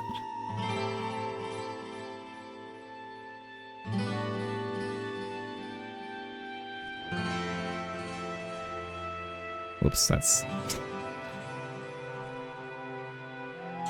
all wrong.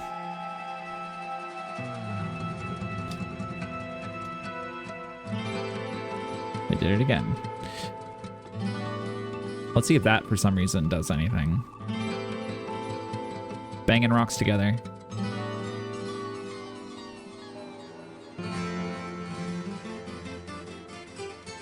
Nope, that also does nothing.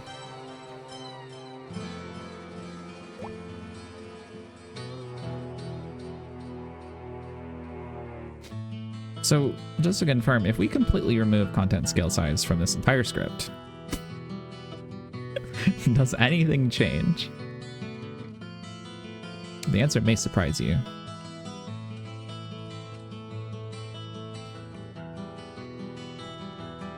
Wait. How did that fix it? How did that fix it? Hello? How did that make it work like it used to? Also, I'm not getting any stuttering right now. Let's stay in the test room for a little bit and see if we can get some stuttering going. Griswold loved his brick sphere. Okay, yeah, we got stuttering. It's really annoying how it happens after a while. But yeah, so if I go back into full screen, it's good. I leave full screen, then it's also good again for a little bit. My game will run full speed if you just go into full screen every once in a while and then unfull screen it. You like it?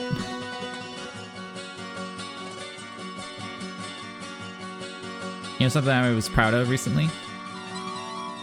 I have pausing, by the way. This is, there's two different layers of pausing. There's menu pausing, which is this, where it takes away your, controls. And you can set certain things to only happen when the menu is, like, when you're not in menu pause state. So, like, for instance, let's say there's NPCs that walk around. They'll stop walking around when the menu pauses up. So it's like a weaker pause, a soft pause. And then I also have a super pause, which I don't remember what button I put it on. Home? Yeah. This one pauses everything for real. No input does anything. And this one I'm planning to be able to be used anytime, including in a menu or in a cutscene or whatever else. These games need this. They need super pause. Super pause. Man, I feel like this. I mean, of course it's worse because I'm running RuneScape and OBS and Rook all simultaneously.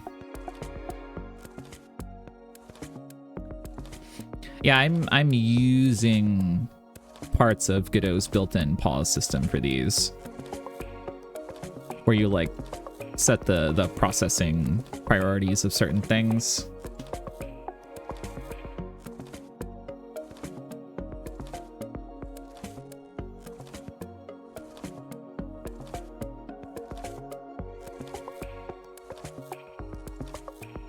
What is this song? It's cool. Oh, it's from Fall Guy. It's from the Fallen Guys.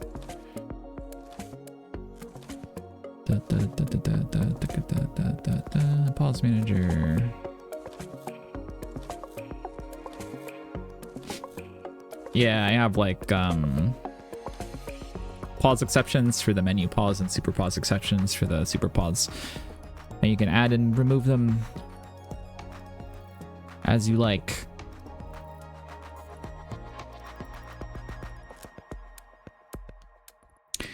Well, I'm just kind of getting distracted and sitting here now.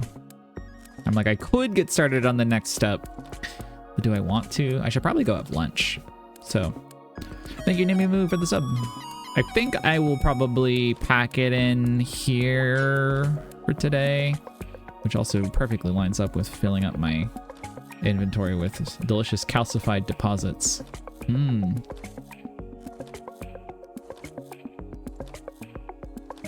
Yeah, the exceptions for pause is something I learned from those videos I was mentioning earlier of the person who was remaking Mario World and Godot. Taught me a little bit about how certain things work, and because I hadn't messed with Godot's pause functionality yet.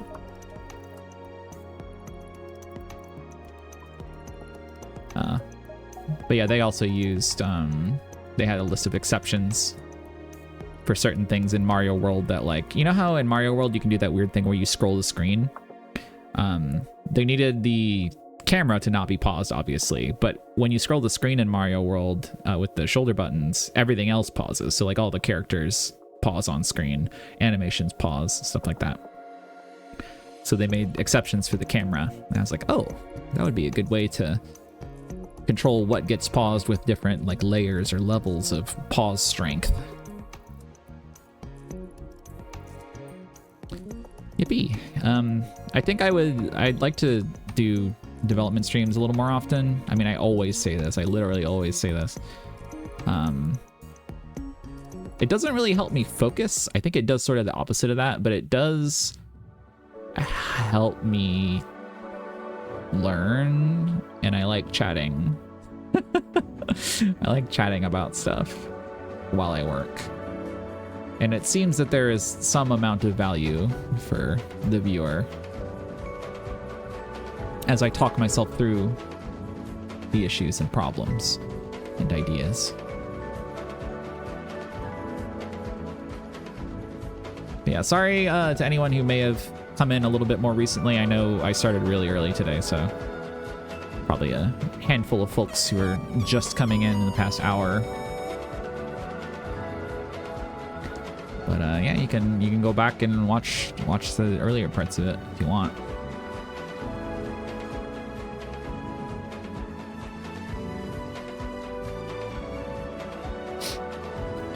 Okay. Oh, thank you, just whatever IDK, for gifting out a sub to Gloom Purple. Thank you, thank you.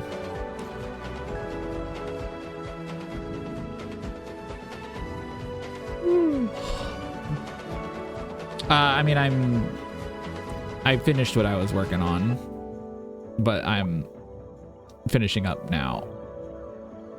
I'm finishing up the stream because it's lunchtime, and then we have stuff I gotta do today.